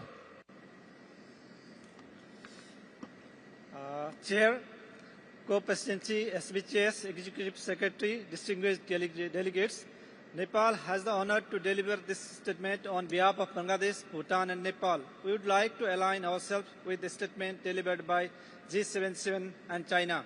We extend our sincere gratitude to Ambassador Andrew Correa Dulago and COP30 presidency team for warm hospitality extended to us and leadership here in the Belem. Our three countries are united by the shared geography, deep interconnected climate vulnerability and strong commitment to sustainable development. Despite contributing least to the global emissions, we continue to demonstrate high climate ambitions. At the same time, we are among those most affected by the climate change with limited capacity to respond. We three countries are constantly moving forward as Bhutan has already graduated from the LDC status while Bangladesh and Nepal are in the process of graduation. Graduation reflects development progress but does not reduce our climate vulnerability nor the scale of support required to safeguard development gains. The climate impacts are real and worsening. In Bhutan and Nepal, rapid glacier melt in high mountains regions increases the risk of glacier lake outbursts, floods, landslides, and threatening millions downstream. In Bangladesh, sea level rise, coastal erosion, and saltwater intrusion endanger lives, livelihoods, and ecosystems. These are interlinked climate impacts. Glacier melting upstream contribute to rising sea downstream, turning slow onset impact into severe climate extremes with cascading consequences. Mr. President, science is clear. Keeping 1.5 degree within reach is a matter of our survival. COP30 must close the ambition gap in NDC in line with our outcome of first global stocktake and accelerate implementation. Revisiting the enhancing 2035 NDC to ensure alignment with the 1.5 degrees centigrade pathway is essential. On climate finance, COP30 must implement the new collective qualified goal with a clear pathway to mobilize USD 300 billion annually with the broader USD 1.3 trillion roadmap agreed in Baku. We reiterate the call to triple grant-based adaptation finance to at least USD 120 billion per year by 2030 and ensure simplified, scaled-off access to finance to implement NDCs and NAPs. Adaptation is investment in survival and foundation for sustainable development. Belem must deliver a comprehensive set of indicators under the global goal on adaptation. We welcome the BIM and FRLD and emphasize that support must be predictable, rapid, and directly accessible. We also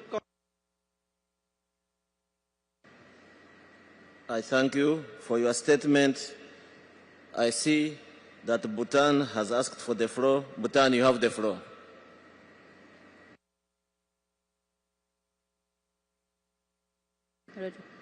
Chair, COP Presidency, SB Chairs, Executive Secretary, distinguished delegates. Bhutan congratulates the COP Presidency on assumption of office to guide parties. Also, for the delegation of Bhutan, it's an honor and privilege to see Brazil's ambassador to Bhutan assume this important post. Bhutan aligns itself with the statement made by G77 and China and supports the joint statement made by Nepal on behalf of Bangladesh, Bhutan, and Nepal. The COP30 at the heart of the Amazon sends a powerful reminder of the urgency and ambition required for both mitigation and adaptation.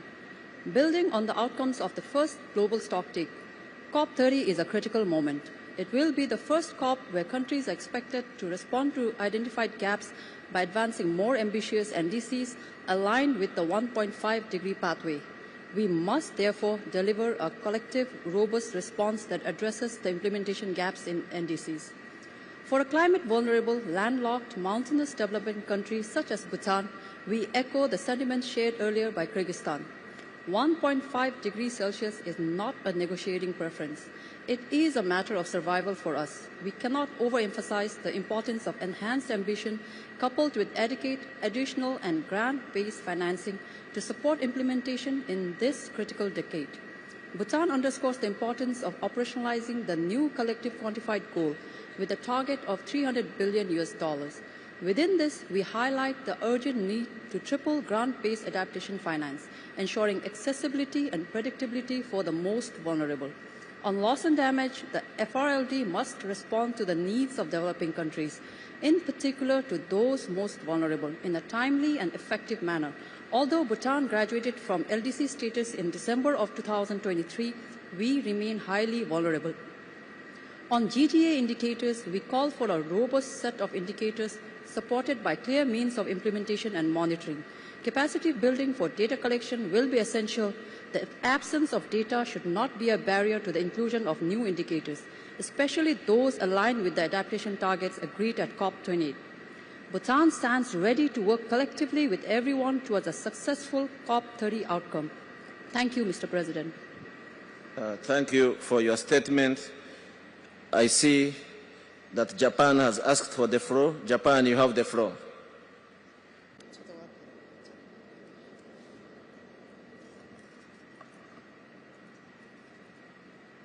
Thank you very much, Chair.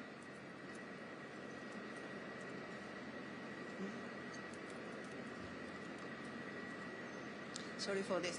Let me express our profound gratitude to the Presidency, the Secretariat, and all stakeholders for their efforts in organizing this COP30 in this beautiful city of Belem. Japan remains strongly committed to addressing climate change based on multilateralism. From Japan's point of view, one of the most critical elements in addressing climate change is mitigation. Under the Paris Agreement, achieving the 1.5 Celsius goal requires all countries, including major emitting economies, to pursue decarbonization. The ambition ratchet-up cycle of the Paris Agreement, consisting of GST, NDC, and BTR, is the very foundation of the agreement. COP30 is a critical turning point that will determine whether we can keep this cycle moving forward and maintain the Paris Agreement system on track for the 1.5 Celsius goal. In February this year, Japan submitted its new NDC. The new reduction target aims for 60% reduction by fiscal year 2035 and 73% reduction by fiscal year 2040 compared to fiscal year 2013 levels. These are ambitious targets achieved consistent with the Paris Agreement's 1.5 Celsius goal. In fact, Japan has already achieved approximately 27% reduction by fiscal year 2023, demonstrating steady progress. We urge parties that have not yet submitted the NDCs to submit NDCs with the highest possible ambition as soon as possible. During this COP30, we should review the NDC synthesis report to assess our current position relative to the 1.5 Celsius goal and discuss pathways to achieve it. It is also crucial to discuss the implementation state of play of NDCs globally. Based on the BTR synthesis report, building on this, we wish to deliver a strong political message on mitigation. Enhancing efforts in adaptation sector is also critical. Japan has rich and extensive expertise in disaster prevention, including weather-related disasters, which we believe can be valuable and utilized by other countries. We wish to contribute in discussion in adaptation sector and to share such expertise. Regarding climate finance, Japan remains prepared to provide funding as a developed country. However, as stated in the NCQZ decision, meeting developing countries' climate finance needs, whether for mitigation or adaptation, requires not only public funding from developed countries, but also support from capable non-developed countries and the mobilization of private finance. Thank you. I thank you for your statement. I see that Ethiopia has asked for the floor. Ethiopia, you have the floor. Thank you, Chair, and I would like to congratulate you on your election as the President of COP. Ethiopia has full confidence in your ability and wisdom to lead us effectively.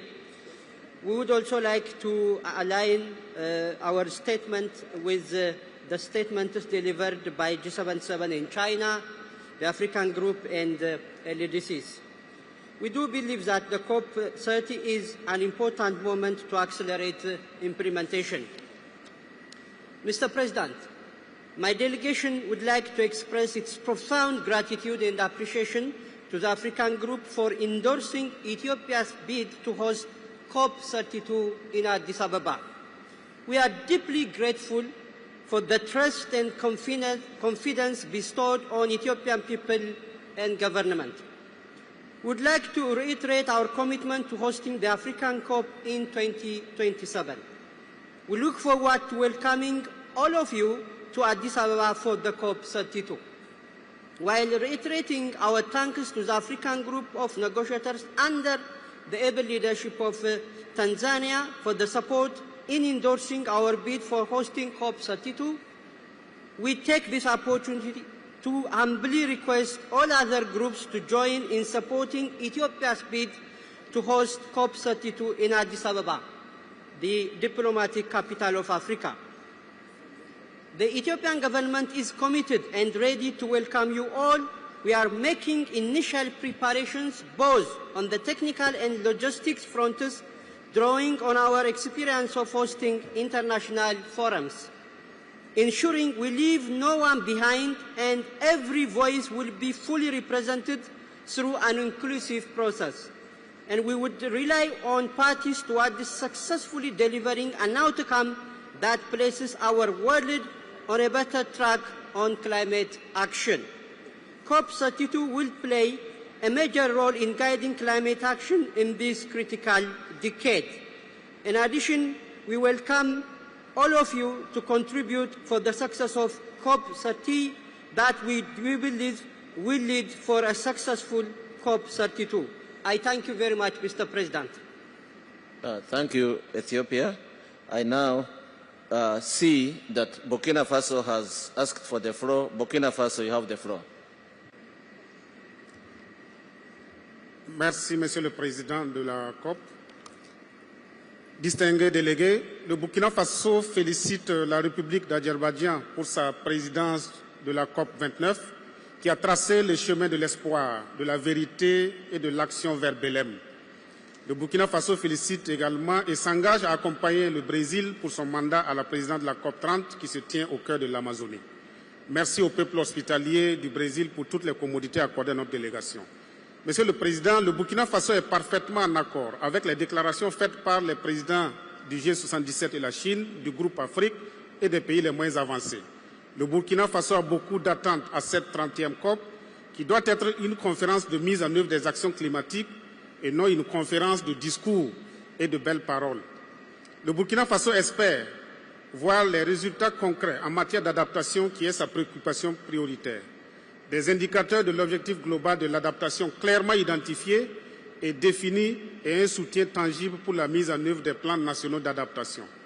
Tout ceci ne peut se réaliser sans des circonstances spécifiques pour l'Afrique et les PMA afin de faciliter l'accès aux moyens de mise en œuvre que sont le renforcement des capacités, le développement et le transfert de technologies et bien entendu le financement climatique suffisant et accessible. Le fonds d'adaptation, le fonds vert pour le climat, le fonds pour l'environnement mondial, tel que défini jusque-là, peinent à relever les défis de la mise en œuvre des actions climatiques.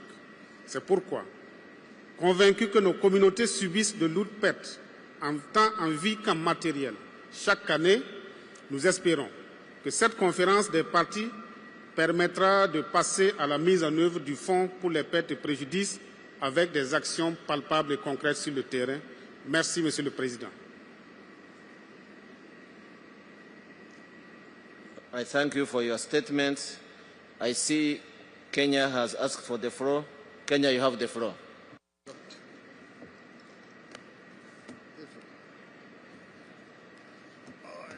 Thank you, Mr. President.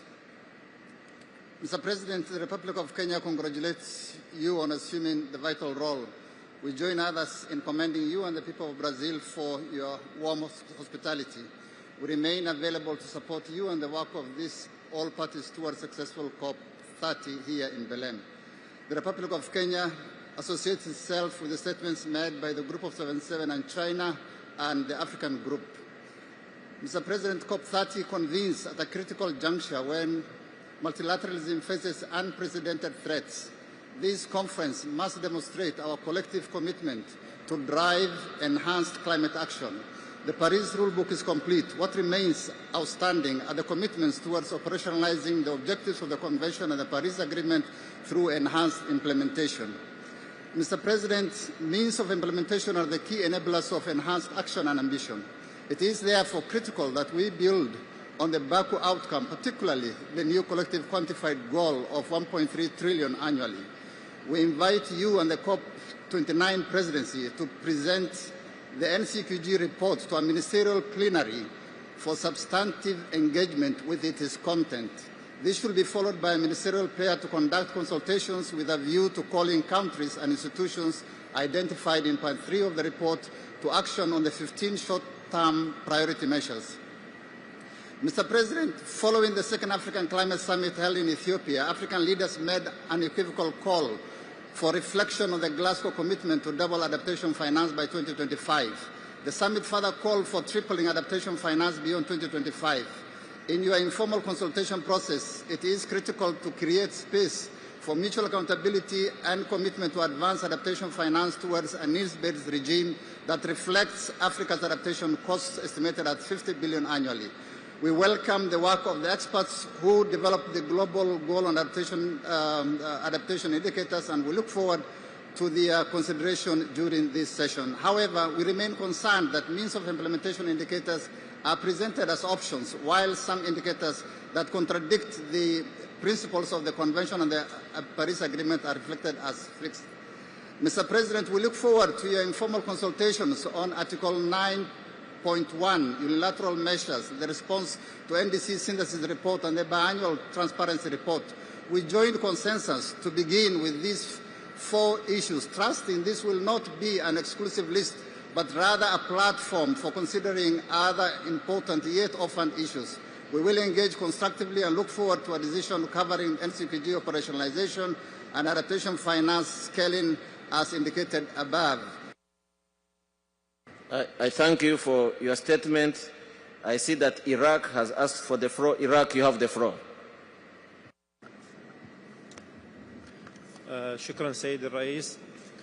السيد الرئيس، أصحاب المعالي والسعادة، الحضور الكرام، يشرفني أن أتحدث باسم جمهورية العراق في هذا المؤتمر، ونتقدم بجزيل الشكر والتقدير للبرازيل لتنظيم هذا المؤتمر المهم الذي يأتي في مرحلة مفصلية تتطلب منا جميعا تعزيز العمل المشترك لتنفيذ اتفاق باريس وتحقيق أهدافها بطريقة عادلة ومتوازنة. لا يزال العراق شأنه وشأن العديد من الدول النامية يواجه تحديات متزايدة نتيجة آثار التغيرات المناخية التي تمتد إلى موارده المائية والأمن الغذائي والصحة والبنية التحتية والتراث ومختلف مفاصل الحياة. ومع ذلك فإن العراق ملتزم بالمضي في مسار التحول نحو الاقتصاد المستدام ومنخفض الانبعاثات وبما ينسجم مع ظروفنا الوطنية وقدراتنا المتاحة. السيد الرئيس، يعتمد نجاح العمل المناخي على توفير الدعم المالي والفني والتقني للدول النامية، ومن هذا المنبر يود العراق التأكيد على ما يلي: ضرورة الالتزام بمادة اتفاقية إطارية خصوصا المسؤولية المشتركة ولكن المتباينة والإنصاف واحترام الظروف الوطنية، ونؤكد على أن قضايا التغير المناخي يجب أن تناقش تحت مظلة الاتفاقية الإطارية حصرا مع رفض أي إجراءات أحادية الجانب تتخذها البلدان خارج مبادئ الاتفاقية. أهمية تمويل التكيف وزيادة حصته بشكل كبير وضمان سهولة الوصول إليه ودعمه للدول الأكثر هشاشة، فالتكيف ليس خيارا بل ضرورة وجودية بالنسبة لبلداننا. الحاجة الملحة لتنفيذ الالتزامات السابقة بما في ذلك الوفاء بهدف التمويل السنوي البالغ 100 مليار دولار ووضع مسار واضح وطموح لتمويل ما بعد 2025. تعزيز التكنولوجيا وبناء القدرات وضمان عدم فرض أي عوائق تجارية أو شروط تمس حقوق الدول النامية في الحصول على التقنيات اللازمة لتنفيذ التزاماتها. دعم آليات الخسائر والأضرار كاستجابة عادلة للتأثيرات المتزايدة لتغير المناخ وضمان تشغيل الصندوق الخسائر والأضرار وتيسير الوصول إليه بشكل فعال ومنصف. العمل على تحقيق العدالة المناخية والانتقال العادل بالطاقة ونقل التكنولوجيا. السيد الرئيس، لقد صادق العراق مؤخرا على وثيقة الNDC بعد عملية تشاركية واسعة، ويمثل ذلك خطوة مهمة نحو تنفيذ التزاماتنا، لكنه يتطلب تمويل حقيقي يمكننا من خلاله ترجمة هذه الالتزامات إلى واقع. كذلك قدم العراق تقرير الشفافية الBTR كونها أداة رئيسية لإظهار التقدم المحرز في قضايا مهمة في تغير المناخ وتعزيز الثقة والمصداقية وتسهيل اتخاذ القرارات والخطط المستقبليه. ويدعو العراق أن تكون مخرجات COP30 عملية ومركزة إلى التنفيذ وأن تراعي أولويات الدول النامية وتضمن التكامل بين التخفيف والتكيف بما يمنح شعوبنا القدرة على تحقيق التنمية المستدامة دون تأثير طموحاتها المناخية. أخيرا، نؤكد أن مواجهة التغير المناخي ليس مسؤولية بيئية فحسب بل مسؤولية إنسانية وأخلاقية مشتركة، والعراق يقف اليوم معكم بروح التعاون والشراكة، أملا أن تكون هذه القمة نحو نقطة تحول نحو مستقبل أكثر أمان.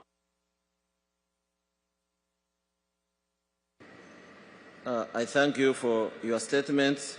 I see that Switzerland has asked for the floor. Switzerland, you have the floor. Thank you very much, Mr. Chair. At the outset, we allow a statement delivered by EIG and use this opportunity to inform our national capacity on new involvements on our financial contribution for climate actions. Mr. Chair, Switzerland would like to reiterate its commitment to the NCQG and to climate finance. Switzerland has and will continue to fulfill its financial obligation in accordance with Article 9 under the Paris Agreement. In 2024, Switzerland contributed approximately 771 million Swiss francs, which is the equivalent of $867 million for climate action in developing countries through public and mobilized private finance. Since adoption of the Paris Agreement, Switzerland provided 3.383 billion Swiss francs, approximately $4.3 billion.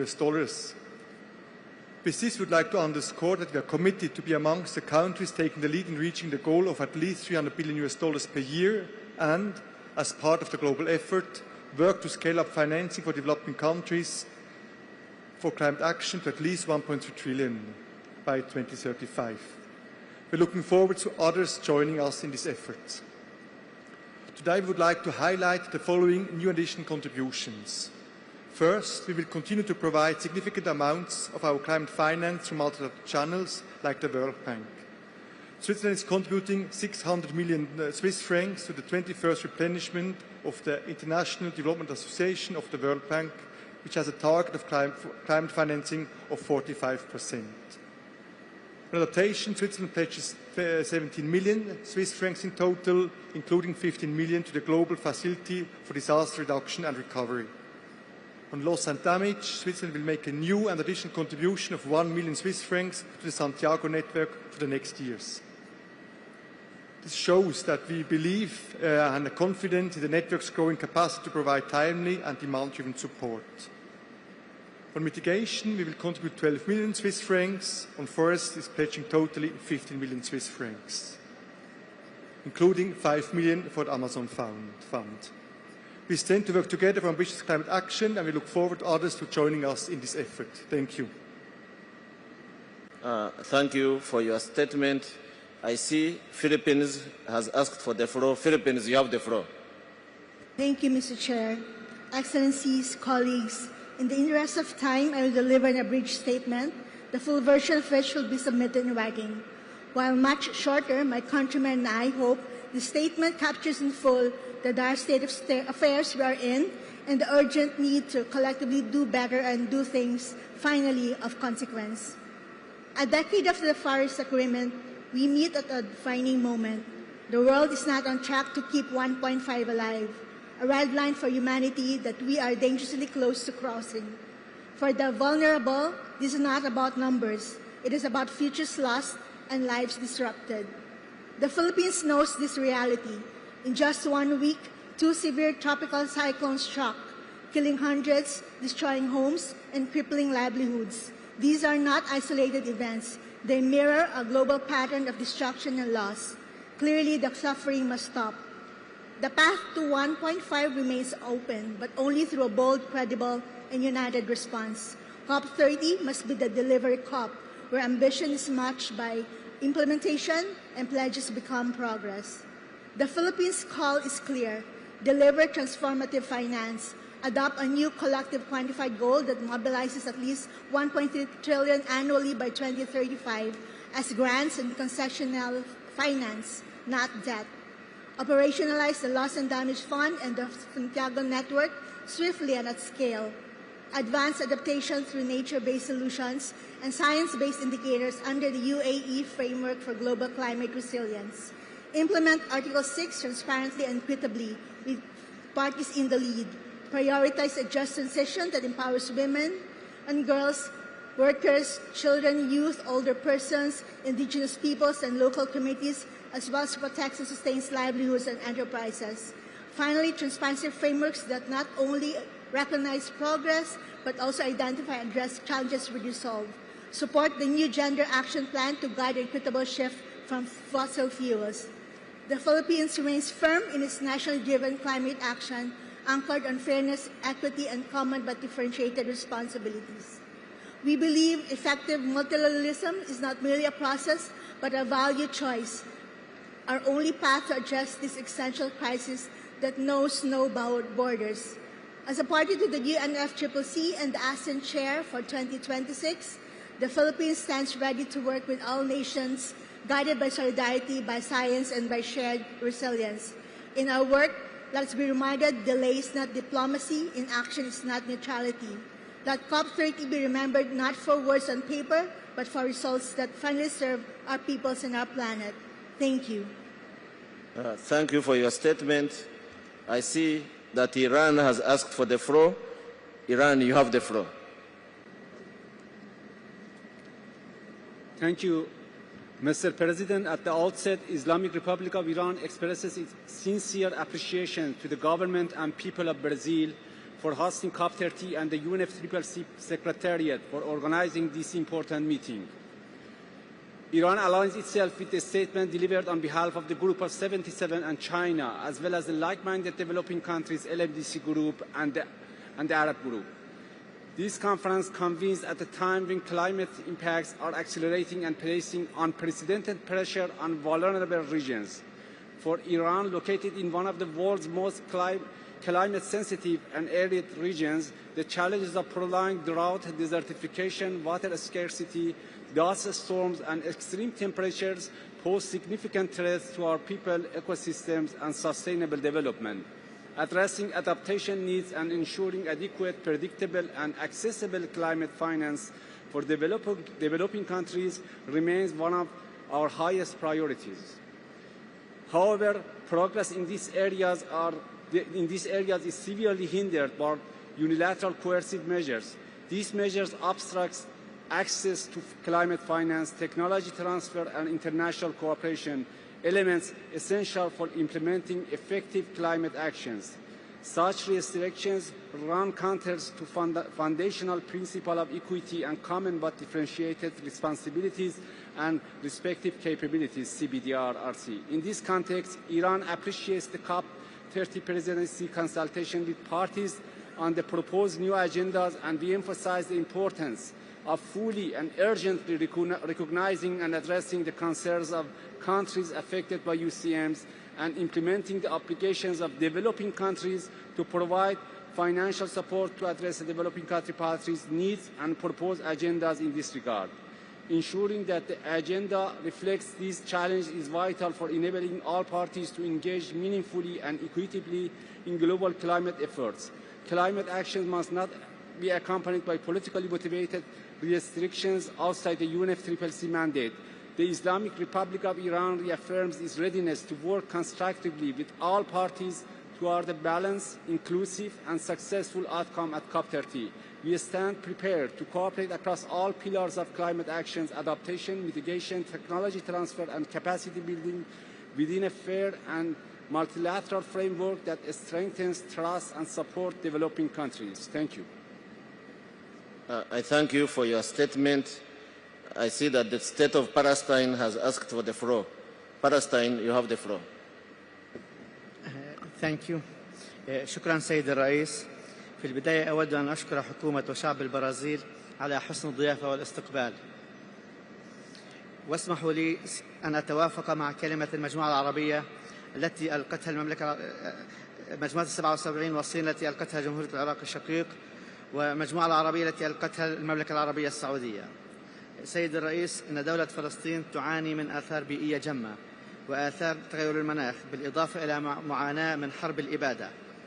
إن دولة فلسطين تؤكد حقها في الوصول إلى التمويل المناخي دون أي معيقات وخاصة السياسية منها، وتؤكد على أن هناك آثار سلبية للحرب والنزاعات على تغير المناخ وتفاقم التحديات، حيث ما شهدناه في غزة خلال الحرب وما نتج عنها كميات هائلة جدا من الانبعاثات تعادل ما أنتج من انبعاثات عشرات الدول. وهذه الانبعاثات لا تؤثر على فلسطين فحسب، وإنما تؤثر على العالم بأسره. من جهة أخرى، فإن دولة فلسطين تؤكد على أهمية زيادة التمويل وإعطاء الأولوية للتكيف مع آثار تغير المناخ، كونها دولة نامية، علما بأن دولة فلسطين دولة متأثرة ومن أكثر الدول المتأثرة بتغير المناخ وليست مسببة فيه. شكرا سيد الرئيس.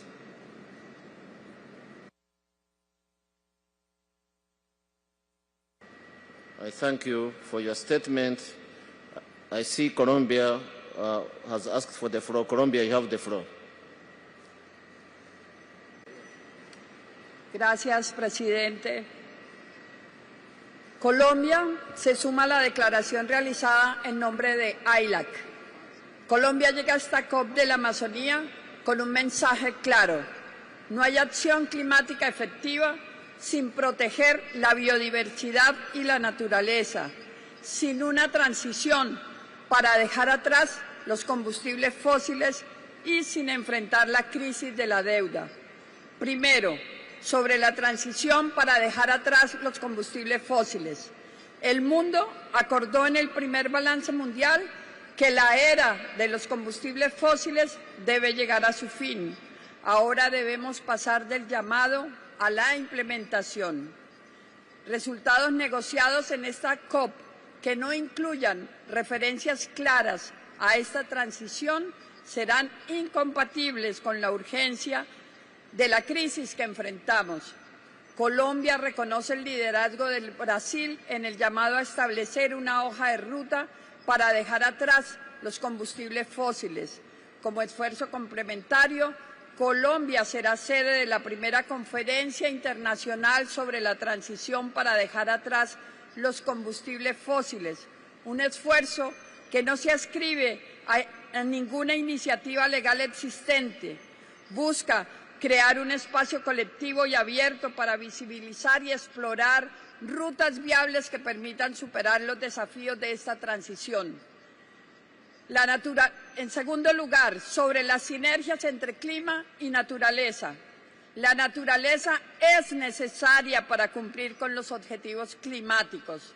Bajo el ítem de agenda, cooperación con otras organizaciones internacionales, Colombia propone establecer y mantener un espacio sustantivo dedicado a desarrollar recomendaciones para fortalecer la cooperación y sinergias entre los convenios de Río y otros acuerdos multilaterales para apoyar la implementación de la Convención y el Acuerdo de París. Tercero, sobre financiamiento. El peso de la deuda limita la acción climática en nuestra región. Colombia hace un llamado a que las discusiones sobre financiamiento incluyan mecanismos de financiamiento concesional que no incrementen la deuda y que generen espacio fiscal, así como una reforma profunda de la arquitectura financiera internacional. Cuarto, sobre las personas y la justicia climática, la acción climática debe reconocer y proteger el liderazgo, los derechos y los conocimientos de pueblos indígenas, pueblos afrodescendientes, campesinos y comunidades locales, asegurando mecanismos de financiamiento. Thank you for your statement. I see that Syria Arab Republic has asked for the floor. Syria, you have the floor. السيد الرئيس، السادة رؤساء الهيئات واللجان الفرعية المحترمون، الزميلات والزملاء، السلام عليكم ورحمة الله وبركاته. في بداية كلمتي لا يسعني إلا أن أتوجه بالشكر لجمهورية البرازيل الاتحادية على كرم الاستضافة، كما أتوجه بالشكر لأمانة الاتفاقية على جهودها المتميزة في إعداد هذا المؤتمر.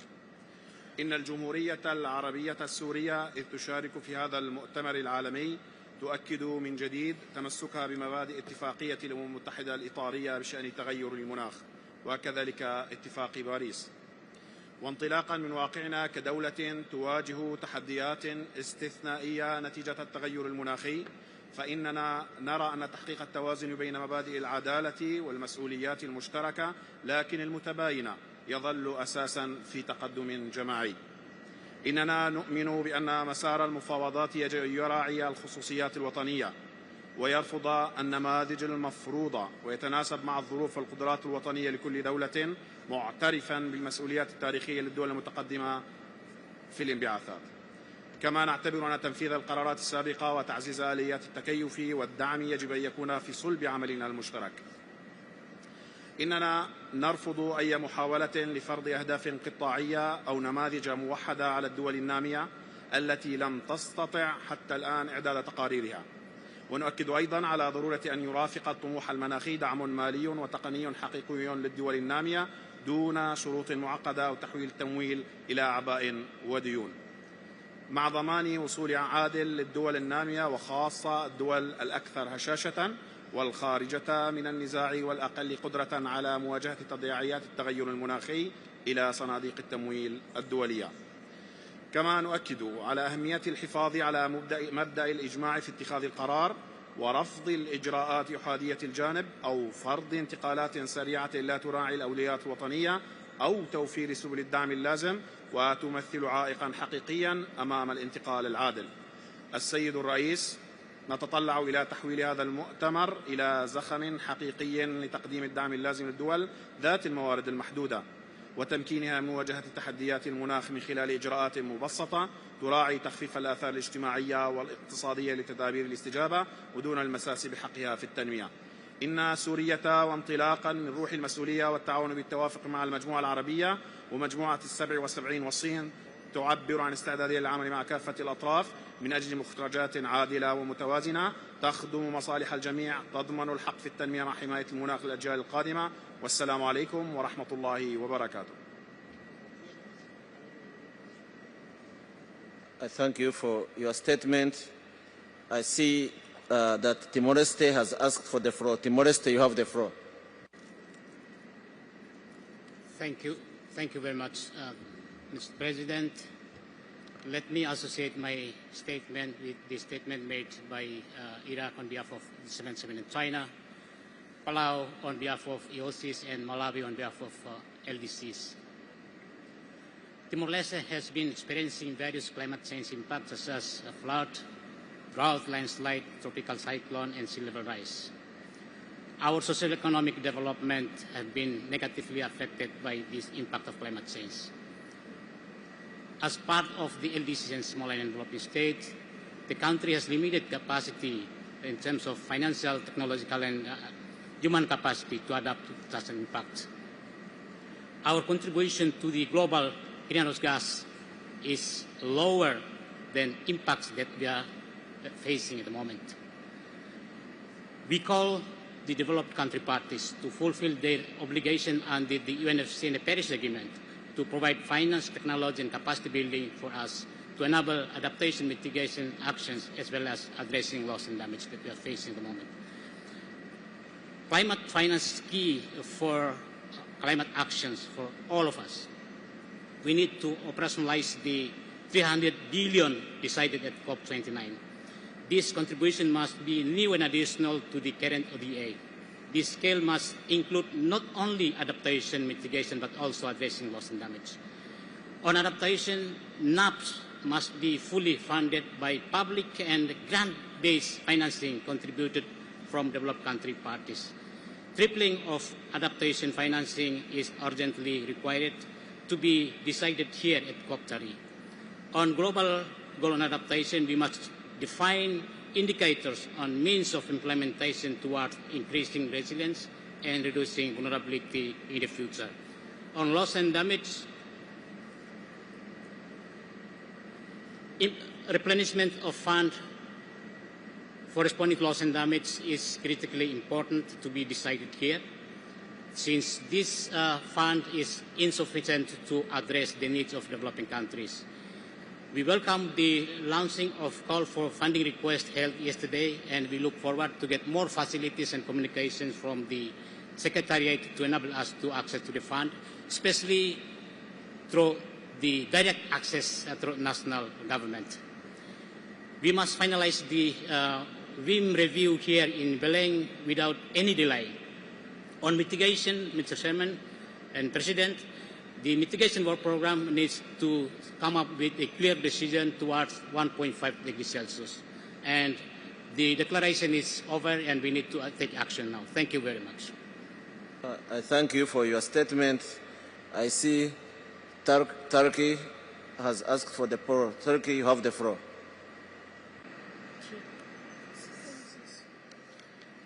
Değerli Başkan, çok kıymetli katılımcılar, öncelikle Brezilya hükümetine ve milletine ev sahipliğinden dolayı teşekkür ediyorum. İklim değişikliğinin konuşulduğu bir dönemde değiliz. Artık hayatımızın her alanında hissettiğimiz ve bizzat olumsuz sonuçlarını yaşadığımız bir dönemdeyiz. Amazonlardan Afrika'ya, Afrika'dan Akdeniz'e, Akdeniz'den Pasifik'e uzanan ekolojik zincirin her halkasında iklim krizinin etkileri hissediliyor. Biz meseleleri bölgesel değil, küresel bir sorumluluk anlayışıyla odağımıza alıyoruz. İşte tam da bu yüzden Türkiye olarak COP31'e ev sahipliği yapma isteğimizi sürdürüyoruz. Biz yalnızca COP31'in ev sahipliğine talip değiliz. Kapsayıcı, yenilikçi ve adil bir iklim eylemi platformu olarak COP31'i yürütmek istiyoruz. Biz masada olmaktan öte sonuç üretmek için buradayız. Bildiğiniz üzere 2023 yılında yaşadığımız büyük depremlerin ardından sadece yıkılanı onarmadık. Afetlere ve iklim risklerine karşı dirençli kentler inşa ettik. Etmeye de devam ediyoruz. Her zorluğa daha çevreci ve iklim dostu şehirlere dönüşüm için bir araç olarak görüyoruz. Bu vizyon bugünkü tartışmalara da yön verebilecek bir inançtır. Kararlılığımız aynı güçle devam ediyor. Bu ortak vizyonu uygulamaya dönüştüren, tüm paydaşları sürece dahil eden bir COP düzenleme iradesidir. COP30'un açılışında bir araya gelirken ortak dileğimiz bu süreci sadece iyi niyetlerle değil, somut ve dengeli sonuçlarla tamamlamaktır. Türkiye olarak bu zirveden güçlü, adil ve uygulanabilir kararlarla çıkmak istiyoruz. Dünyanın dört bir yanında artan iklim etkileri bize bir gerçeği hatırlatıyor. Artık hedefler değil, uygulama konuşulmalı diyoruz. İklim finansmanı, teknoloji paylaşımı ve kapasite geliştirme mekanizmalarının güçlendirilmesi, iklim eyleminin uygulanması ve Paris Anlaşması'nın hedefine ulaşmasında oldukça önemli uygulama araçlarıdır. Gelin bu süreci birlikte sahiplenelim ve COP30'u sadece toplantı değil, gerçek bir dönüm noktası haline getirelim. Son olarak Etiyopya'yı da COP32 ev sahipliği için tebrik ediyorum, teşekkür ediyorum. I thank you for your statement. I see that Uruguay has asked for the floor. Uruguay, you have the floor.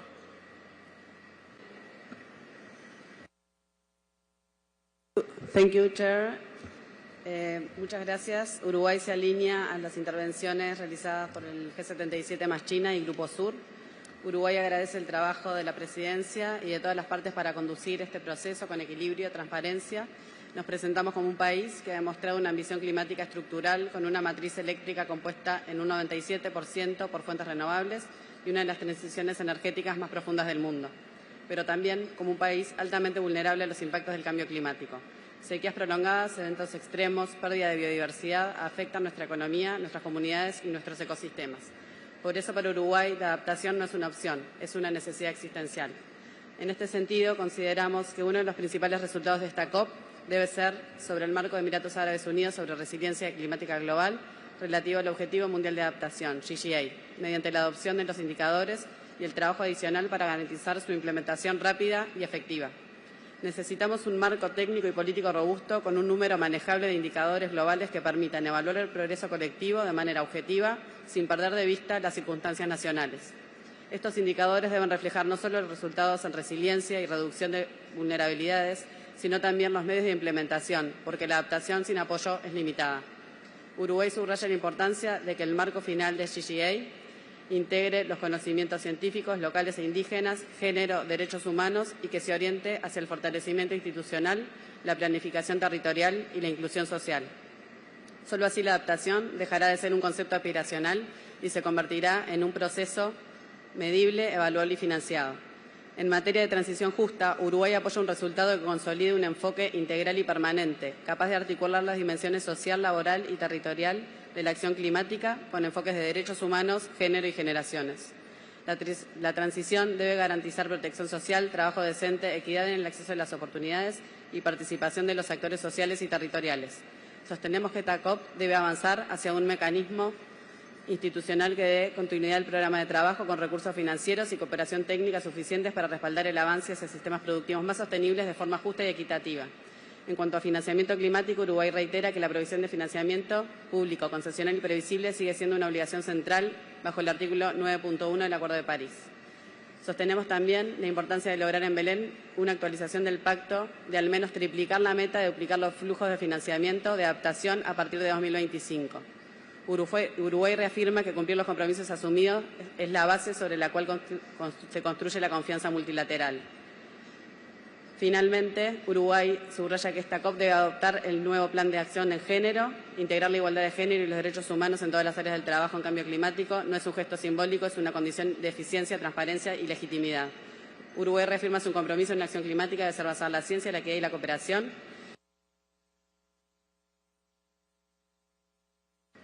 I thank you for your statement. I see that China has asked for the floor. China, you have the floor. 谢谢主席。中国代表团感谢巴西政府和人民为本次会议成功召开所做的贡献。中国代表团也支持伊拉克代表77国集团以及印度代表 BASIC 和 IMDC 所做的发言。主席，从这次会大家的期望，特别是发展中国家都是期盼着能够来积极回应并妥善解决发展中国家长期以来面临的有关资金短缺、气候资金短缺、能源建设不足的问题。同时也是希望能够推动国家间的公正转型，不能够让任何一个国家掉队。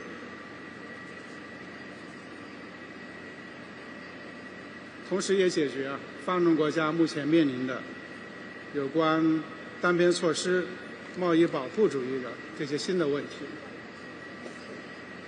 希望能够为所有的缔约方，尤其是发展中国家、全球南方为全面推动巴黎协定的履行，来营造一个良好的外部环境。中国代表团将落实好习近平主席提出的全球治理倡议，特别是在2次气候峰会上所做的重要发言，来与各方一道，展现出积极建设性，全力支持大会主席国和工业秘书处按照公开透明、广泛参与、缔约方驱动、协商一致的要求，来推动贝伦大会取得成功。谢谢主席。Thank you for your statement. I will now invite oral reports from UN and other intergovernmental organizations. Please keep your interventions to 2 minutes.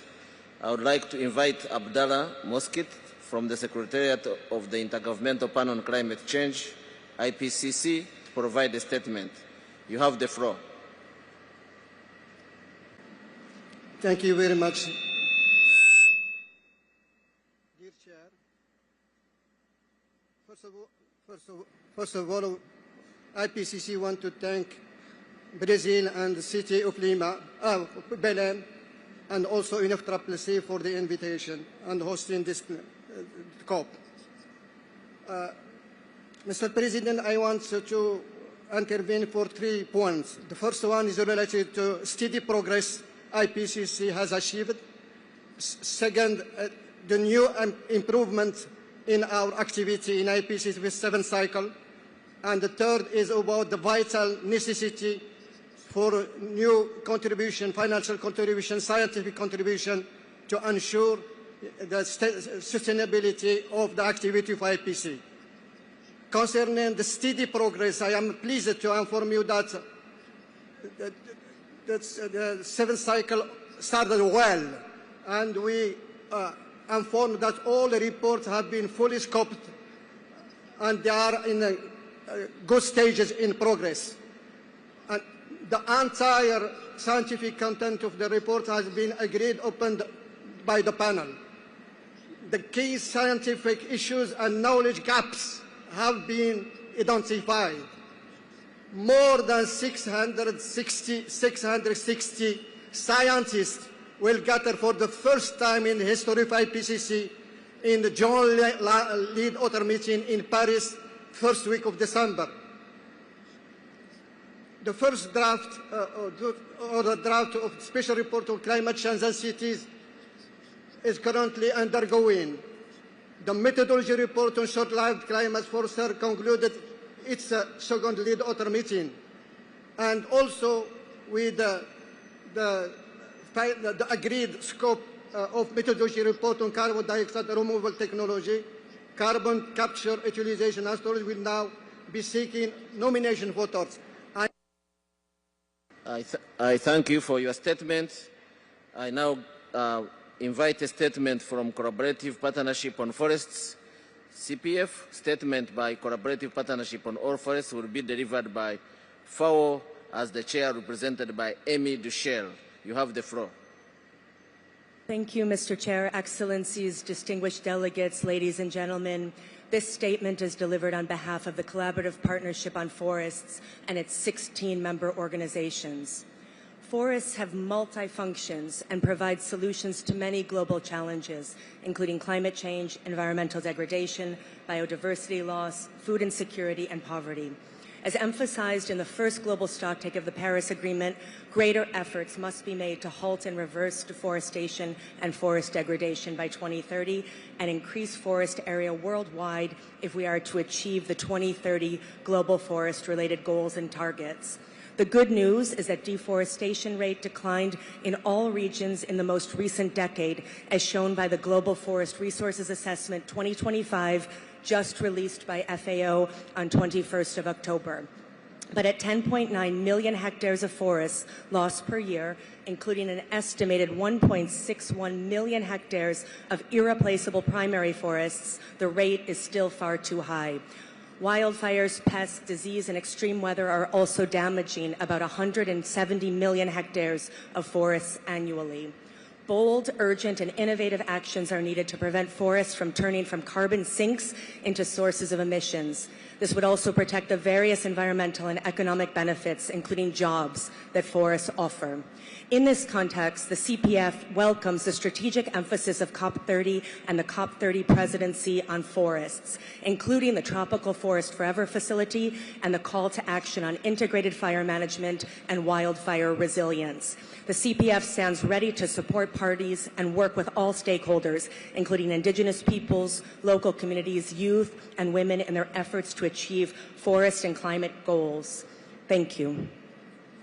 I thank you for your statement. I ask the speakers, Angels, when we give you the floor, press the microphone once so that the technician can press you in the right place. I now invite Roel Hondas from the International Maritime Organization to make a statement. You have the floor.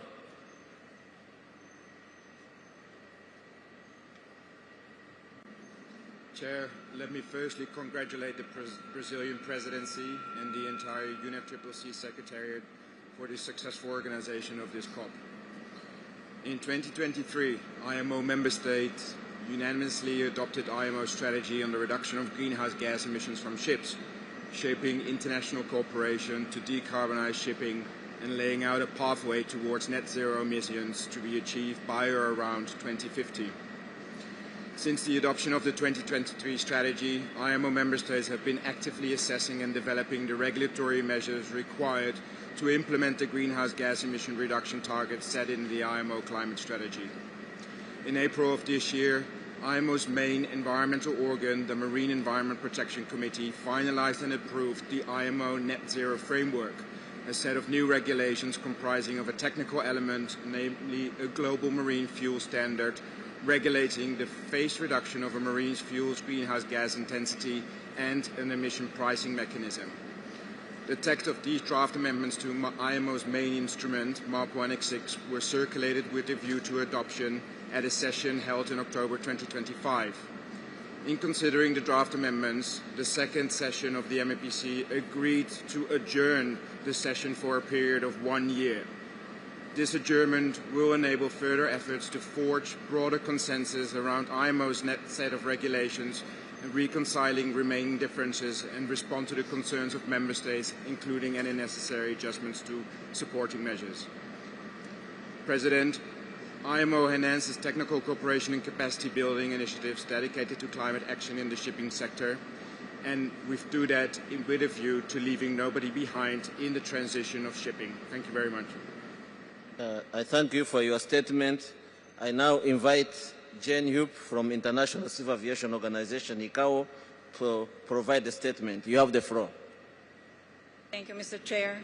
ICAO's Triennial Assembly was held last month with record attendance of 192 out of our 193 member states and concluded with stronger signal yet of commitment and unity on ICAO's leadership for international aviation. This overwhelming support stems from decades of hard and continuous technical work culminating on ICAO's robust global regulatory framework and databases that underpins the 3 ICAO Global Collective Goals for international aviation. The Assembly praised the concrete results from the ICAO capacity building programs such as ACT-SAF and ACT-CORSIA, and on financing with the creation of the Finvest Hub and the launching of the ICAO Arena platform, providing aviation clean energy projects direct access to 14 financial institutions. The message from the Assembly was clear. Despite very good results, action needed to be accelerated for the sectors to reach its goals. CORSIA has been operational for 7 years, and it's on track, with 130 volunteer states participating. The ICAO Council recently approved additional programs ensuring the availability and integrity of CORSIA-eligible units. ICAO calls on governments to issue letters of authorization to facilitate access to CORSIA-eligible emission units by airport operators. On ICAO objective to reduce 5% of international aviation emissions by 2030 by the acceleration of the deployment and use of aviation cleaner energy, substantial progress is being made, as reflected in the ICAO Cleaner Energy Tracker tools. We are steadily advancing approval and sustainability certification of new feedstocks and conversion processes under CORSIA. Under the ACT-SAF, 11 feasibility studies supporting SAF production in developing states have been completed. We target 50 by 2028. Following the LTAG adoption at the last Assembly, the methodology to track progress towards net zero was developed and approved. Mr. Chair, I thank you. I now would like to invite Kelsey Gray from Committee on Earth Observation Satellites, speaking on behalf of the committee and on behalf of the Coordination Group for Meteorological Satellites. You have the floor. Thank you, Chair, and good afternoon, everyone. I would like to give a warm thanks to the subsidiary body for scientific and technological advice for hosting us today, and it's a distinct pleasure to be here with you all. The Commonwealth of Australia, on behalf of the Committee on Earth Observation Satellites and the Coordination Group for Meteorological Satellites, and as the new Chair of CEOS, is pleased to provide this annual report to ZUBSTA. CEOS and CGMS, comprising 69 members, coordinate civilian satellite observations to provide an accurate, transparent and accessible view of the Earth system. These satellite observations play a crucial role in advancing our understanding of Earth's energy balance, forests and agricultural change, ice loss, sea level rise and greenhouse gas concentrations. This year, as we mark the International Year of Glaciers Preservation, satellite and in situ observations reveal that glaciers have lost more than 9,000 gigatons of water since 1976, nearly half in just the past decade. Meanwhile, over 30 years of satellite altimetry show a global mean sea level rise of about 10 centimetres since 1993. CEOS and CGMS are implementing strategies to make Earth observation data more accessible and tailored for policymakers, supporting climate agreement assessments and providing the data needed by this conference, participants and wider society. Continued international collaboration and investment are essential to deepen understanding, improve decision-making and strengthen responses to our planet's growing environmental challenges. Thank you. I thank you. I will now invite Albert Fischer to make statements on behalf of 3 organizations, but this is how it will happen. You will speak 3 times, and each time will be 2 minutes. We will cut you off and you come back again 3 times because the system is designed that way. And these organizations are the World Meteorological Organization, Global Climate Observing System, World Climate Research Program. Albert, you have the floor. Thank you very much, Chair. The World Meteorological Organization, along with its co-sponsored bodies, the IPCC, GCOS, and the WCRP, continues to contribute climate observations and scientific information to support parties. The WMO Greenhouse Gas Bulletin reported that the concentration of carbon dioxide in 2024 was 53% above pre-industrial levels at 423.9 parts per million. The jump from 2023 to 2024, 3.5 parts per million, was the largest recorded increase since modern measurements started in 1957. The WMO State of Climate Update issued last week indicates that January to August 2025 has been 1.42 degrees Celsius above the pre-industrial average. This makes it clear that it will be virtually impossible to limit global warming to 1.5 degrees Celsius in the next few years without temporarily overshooting this target. The WMO State of Global Water Resources report showed that the water cycle continues to become increasingly erratic, with only 1/3 of river basins worldwide with normal stream flow conditions. There is some positive news in our response. The Early Warnings for All initiative is moving forward with pace. Since 2015, the number of countries reporting multi-hazard early warning systems has more than doubled, from 56 to 119. However, 40% of countries still lack early warning systems, and urgent action is needed to close these remaining gaps. The United Nations Systematic Observations Financing Facility, SOF, which WMO hosts, is innovating climate financing through the Systematic Observations Impact Bond that will be announced by the COP presidency this week. And as of September, the Climate Risk and Early Warning System Initiative, CRUISE, has mobilized $150 million US. It has leveraged an additional $890 million through its partners, improving early warning access and services for 397 million people in climate vulnerable countries. Thank you. Thank you, Albert. You have the floor again for 2 minutes. Thank you, Chair and distinguished delegates. For 33 years, the Global Climate Observing System, GCOS, has provided the foundation for global climate monitoring, setting the framework for high-quality, reliable data essential to understand, predict, and act on climate change. GCOS works across all domains of the Earth system: atmosphere, ocean, land, hydrology, and cryosphere, coordinating the observation of essential climate variables that support the aims of this convention and the Paris Agreement. Today, we must sound the alarm. The continuity of systematic observations is under growing threat, from declining in-situ networks, uncertain follow-on satellite missions, to barriers to data access, including historical data. These losses jeopardize our collective capacity to monitor the climate system and to track progress, as required by numerous Framework Convention areas of work. Recognizing this urgency, GCOS is preparing its next status report and implementation plan to be released together early in 2027, directly informing the next global stocktake and guiding needed investment in sustained climate observations. Yet GCOS itself now faces an existential challenge. Without new and sustained financial support, the GCOS Secretariat will cease operations in 2027, ending the only mechanism that holistically assesses and coordinates global climate observations across all domains and the full value data chain, from rescue to provision. For the first time, we appeal to parties for urgent and sustained support to safeguard the global observing system and the GCOS program that serves us.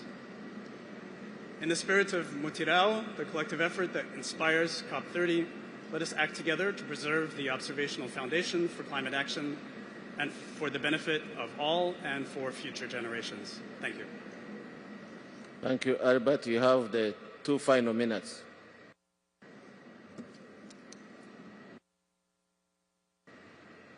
You have the floor, Albert. Thank you, Mr. Chairman. I'm reading the statement on behalf of the World Climate Research Program. It is the primary international body with a focus on generating climate knowledge and as such makes fundamental contributions to humankind's ability to understand and predict climate change. WCRP is working on an authoritative assessment that will systematically assess our understanding of threshold breaching, irreversibility, and tipping points in the Earth's climate system, including the Amazon. The paper will also provide key recommendations for how Earth system models can be improved to better understand these processes and identify potential early warnings. WCRP has started a series of status briefs to translate the latest climate science into actionable insights for policymakers. Each brief summarizes cutting-edge research, highlights risks and opportunities, and supports evidence-based climate decision-making. The first of these briefs is focused on current understanding of global sea level rise. The preparation of WCRP's coupled model intercomparison project, next phase, CMIP7, is proceeding as input to new climate insights that will subsequently be assessed by the Intergovernmental Panel on Climate Change. WCRP's lighthouse activity, Digital Earth, is coordinating 1 kilometer scale modeling efforts in combination with high-resolution observational results to enhance insight into climate dynamics on regional and local scale. WCRP's Academy, with a support unit hosted by the Manila Observatory in the Philippines, is the research, training, advisory, and coordination arm of WCRP's capacity building activities. I thank you for your assessment. I will now hand over to the SBI Chair to introduce statements from NGO observers. Julia, you have the floor. Thank you very much, Adonia. I now open the floor for statements from the observer organisations. Please limit your statements to 2 minutes. When a constituency has 2 speakers, the time will be shared between them. I give the floor to the Indigenous Peoples organisations. You have the floor. Kahuti. We celebrate this first COP held in the Amazon. However, the lack of commitment and ambition from parties has brought us to irreversible tipping points. The presidency calls it the COP of implementation, yet we are still experiencing colonization in our territories with the expansion of fossil fuels, including in the Amazon, mining for transition minerals, carbon trading, the agribusiness industry, nuclear energy and uranium extraction, geoengineering, and large-scale renewable energy infrastructure. This perpetuates conflict, displacement, destruction, and contamination of our sacred place, as well as a persecution, criminalization, and murder of our relatives. Well, we demand that all climate action must be carried out with full respect for the rights of indigenous peoples, including our right to self-determination, free, prior, and informed consent, and the protection of lands, waters, and territories. We, therefore, make the following recommendations. The Just Transition Work Program must uphold international human rights standards, including UN DREP, explicitly protect indigenous people in voluntary isolation and initial contact, and redress the impact of the extractive model, ensure direct, flexible, and culturally appropriate access to all forms of climate financing, considering our own financial mechanisms, and acknowledge indigenous women, youth, and persons with disabilities' contributions to climate action and ensure their meaningful participation. Ensure full and effective representation and participation in all decision-making process, legal security of our territories, governance structures, and knowledge systems, especially in the SCOP, in NDCs and NAPs. This is an indigenous COP, and we are distinct right holders and protect.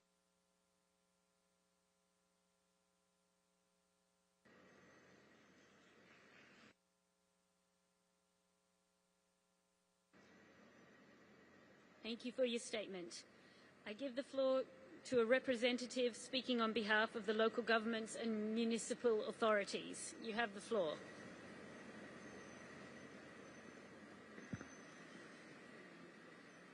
Mr. President, distinguished delegates, my name is Rafael Fonteles, Governor of the State of Piauí in Brazil.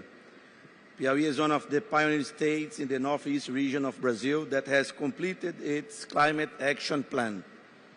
I am delivering this statement in my capacity as the President of Consortium Nordeste on behalf of the LGMA constituents, including the Under 2 Coalition. I would also like to thank CICLEI for its support. Global community welcomes the multilateral spirit of COP30 presidents and has come to Belem with a unit voice.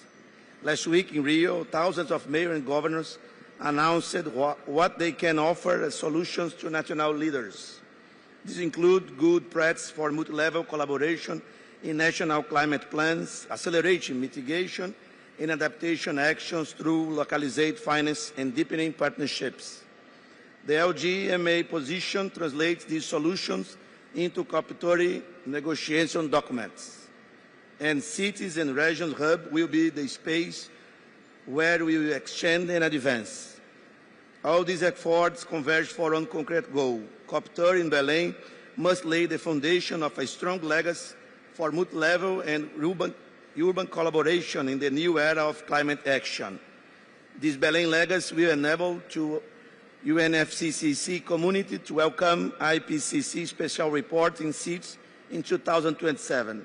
This Belem legacy will ensure a holistic, integrated work program under the UNFCCC by the start of second global stocktake in 2028. At COP30 in Belem, towns, cities, and states of the world are ready to help nations turn this new page. Thank you. Thank you for your statement.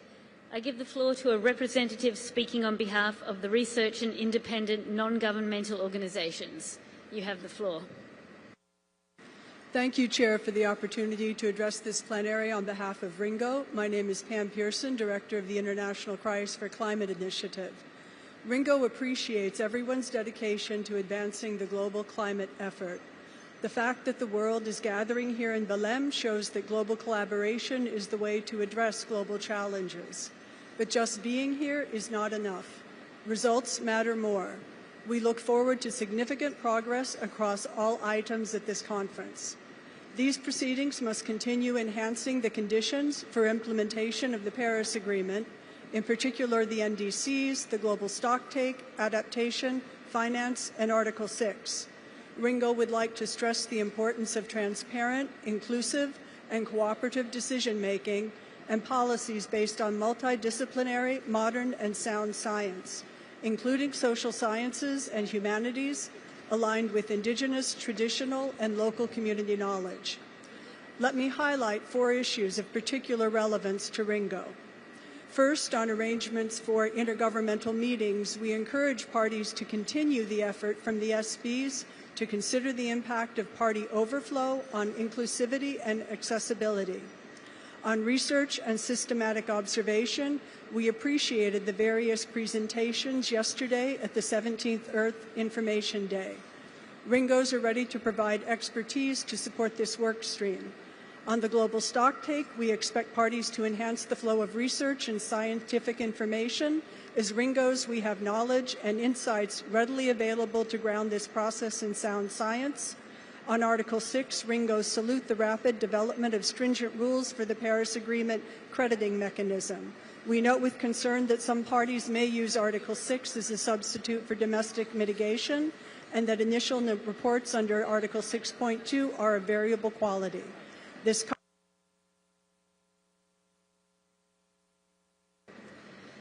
Thank you for your statement. I give the floor to a representative speaking on behalf of trade unions, non-governmental organisations.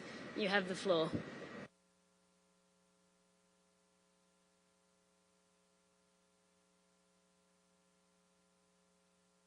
Boa tarde a todos e todas, prezados delegados. Eu sou Rosalina Amorim, sou secretária de Meio Ambiente da CUT Brasil, falo em nome do Movimento Sindical Global, em nome de todos os trabalhadores. Dou-lhes as boas-vindas ao meu país e à minha terra. Aqui na Amazônia, estamos sendo duramente atingidos pelos impactos das mudanças climáticas. O calor crescente está matando pessoas. O desmatamento e a poluição estão destruindo nosso modo de vida, colocando em risco nossa sobrevivência, e o Movimento Sindical Global vem a Belém com a esperança nos olhos e no coração. Esta COP, realizada no coração da Amazônia, precisa levar as pessoas a sério. Estamos pedindo que esta seja a COP da transição justa, uma transição justa que coloque os direitos humanos e trabalhadores no centro do debate sobre políticas climáticas. Proteger e promover direitos trabalhistas, como o diálogo social e a negociação coletiva, a proteção social, a saúde e segurança no trabalho. É o que vai conquistar a confiança dos trabalhadores e trabalhadoras e fortalecer a implementação das políticas climáticas. As trabalhadoras e os trabalhadores do mundo demandam uma decisão urgente. de vocês pela criação do Mecanismo da Ação de Belém para a Transição Justa, o BAM.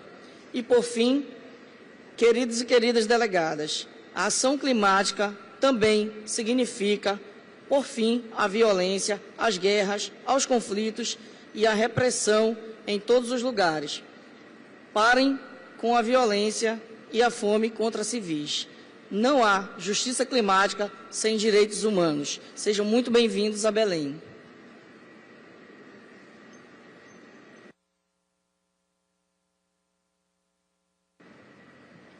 Thank you for your statement. I give the floor to a representative speaking on behalf of the Women and Gender constituency. You have the floor. Thank you, Chair. My name is Michele Ferretti, and I deliver this statement on behalf of the Women and Gender constituency. We gather here in Belém, the heart of the Amazon, as feminists and people's movement around the world are standing against extractivism, militarization, and the financing of destruction that threatens both people and the planet. From this region, our sisters and siblings remind us that there is no future without justice. We'll never be complacent in small gestures towards progress, while defenders of life are murdered, while women and girls are silenced and displaced by the same systems that created this crisis. We stand in unwavering solidarity with oppressed communities worldwide. We recognize from Haiti's leadership in abolishing slavery in the region to the Palestinian resistance against apartheid and genocide, the same cry for self-determination that resonates in our mountains and oceans. We bring the voices of those defending rivers and forests, of the women who feed their communities with ancestral feeds, of the youth and indigenous leaders, people of African descent, demanding that our bodies and territories are not for sale. At this COP, we expect governments to deliver a strong action-oriented gender action plan that moves from commitment to implementation, connecting gender equality across all areas of climate, finance, technology, adaptation, and just transition. We demand feminist just transition built on care, consent, sovereignty, not another wave of extraction painted green. We urge parties to scale up non-debt, grant-based climate finance accessible directly to women and community organizations. Climate finance must become an instrument of reparation and justice, not only another mechanism of control. We advance the global goal and adaptation. Let us ensure that the people most impacted are the ones defining what resilience looks like. The gender-responsive indicators and disaggregated data guide every decision, and that our collective efforts are measured by how they transform lives, not by how they protect markets. Feminists come to Belém not only to resist rollbacks, but to reimagine what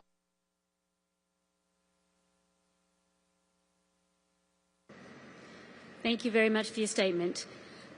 I give the floor to two representatives speaking on behalf of the children and youth non-governmental organisations. You have the floor.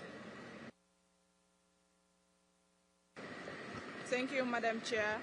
Your Excellencies, I deliver this statement on behalf of Children and Youth constituency. We stand before you all as the voice of children and youth worldwide and the voices closest to future generations not yet here, calling for a full, fast fossil fuel phase-out to usher in an era of climate justice, reparations, and action. These negotiations aren't just about today's politics, they are about our legacy and our future.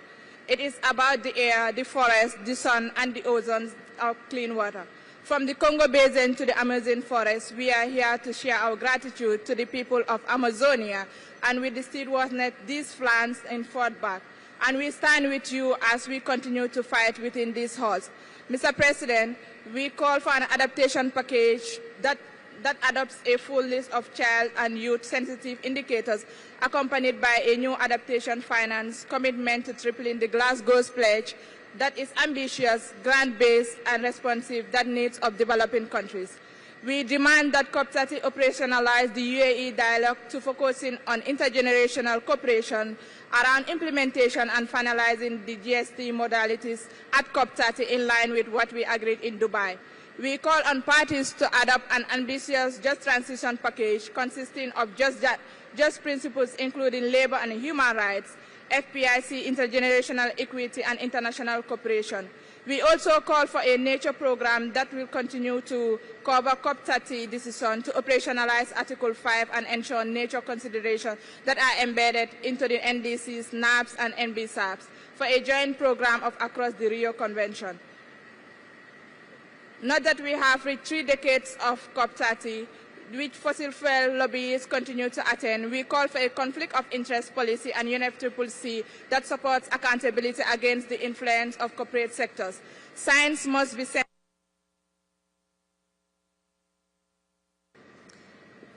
Thank you very much for your statement. I give the floor to a representative speaking on behalf of business and industry non-governmental organisations. You have the floor.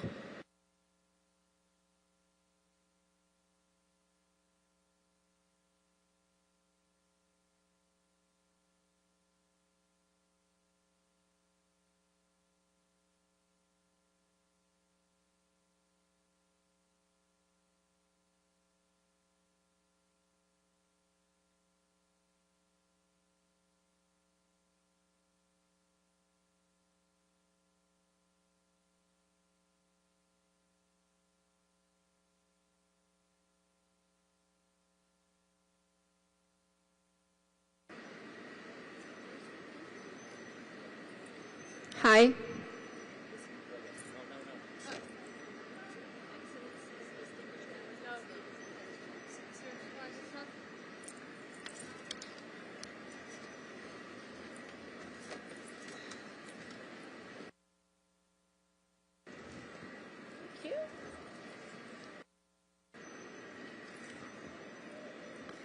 Excellencies, distinguished delegates, ladies and gentlemen. My name is Gabriela Dorliac. I'm the Executive Director of the International Chamber of Commerce in Brazil, and it is my honor to deliver this statement on behalf of the global business community. We sincerely thank the government of Brazil and its people for the warm welcome. We gather here to prove that the spirit of the Paris Agreement is not only alive, but also driving a new era of action. Since Paris, business has driven a wave of climate innovation and solutions and demonstrated time and again its readiness to invest. But progress is hitting the limits of current market signals. This COP matters more than ever, and 3 outcomes are essential in this regard. First, investment-ready national plans. A firm recommitment from all countries to deliver robust new NDCs aligned with 1.5 degrees, anchored in growth, energy security, and industrial competitiveness is critical. Co-designed with businesses, they can give investors the clarity and confidence they need. Second, a global goal on the adaptation that drives private investment. This private sector can scale resilience, but only if the business case is clear. Finally, and most critical, turning the Baku to Belem roadmap into a real finance implementation plan, underpinned by political commitment to remove regulatory barriers that prevent private capital from flowing to developing countries. Also, robust carbon markets remain essential to mobilize investment. Governance and confidence in Article 6 is a priority as the right balance between integrity and opportunity. Excellencies, distinguished delegates, this COP must also mark a new era of cooperation, one that rises above uncoordinated policies and delivers real lasting climate solutions. We are here to work with you to make this a reality. Thank you.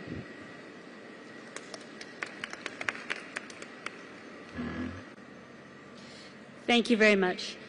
I give the floor to representatives of environmental NGOs. You have the floor.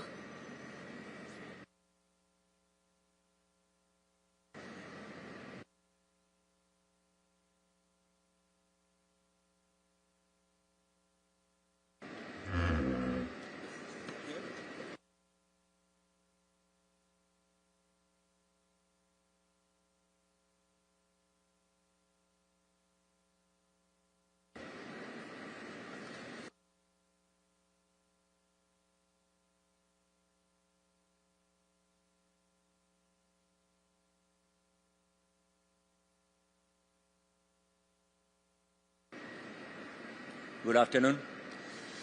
Good afternoon. We are told that this COP is the COP of truth. Climate Action Network will speak plainly. The truth is, we live in a time of deep injustice where power and wealth are concentrated in few hands.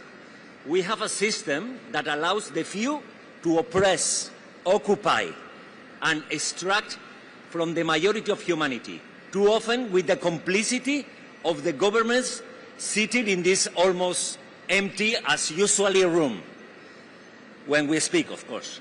Let's be clear, confronting the climate crisis is impossible without a strong steer on justice and guarantee accountability, especially of developed countries that continue to escape their responsibilities and obligations with impunity. In face with this process, we are demanding, let's have no mistake, there is no climate justice without human rights. I'm Shananin, indigenous Ingigua, speaking on behalf of DCJ. I declare we have no direct ties with any fossil fuel or big ag companies or Zionist entities.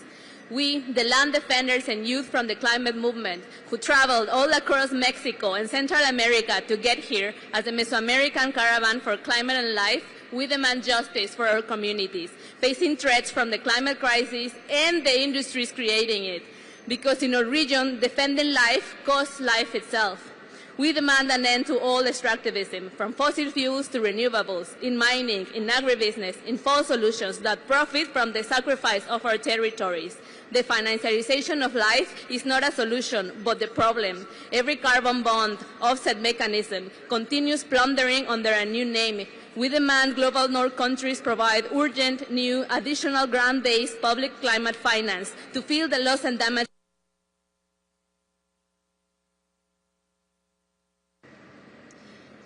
Thank you for your statement.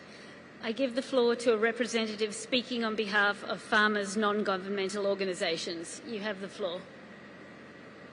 Thank you, Chair. My name is Mailen Salucio, speaking on behalf of the Farmers' Constituency. Agriculture is in the front line of climate impacts, yet it holds significant potential for adaptation and mitigation that remains largely unrecognized and underfunded. For COP30 to connect climate ambition with farmers' realities, we call for a just rural transition that leaves no farmer behind, reflecting the realities of rural economies and farming systems, and advancing bottom-up solutions combining innovation and traditional knowledge. Farmers' engagement in turning NDCs from abstract targets into real-world solutions, bringing us closer to implementing the first GST. A shift in how climate finance is designed and delivered, making it available, accessible, and predictable for all farmers, leveraging farmers' organizations and cooperatives as direct and trusted channels and intermediaries. A global goal on adaptation, capturing adaptation on farm, reflecting the diversity of agroecosystems and tracking finance, enabling recovery and resilience. A clear course for the next phase of the Sharm joint work on agriculture, so that it remains relevant and solution-oriented. We stand ready to work with you all to co-create a sustainable future for our communities and the planet.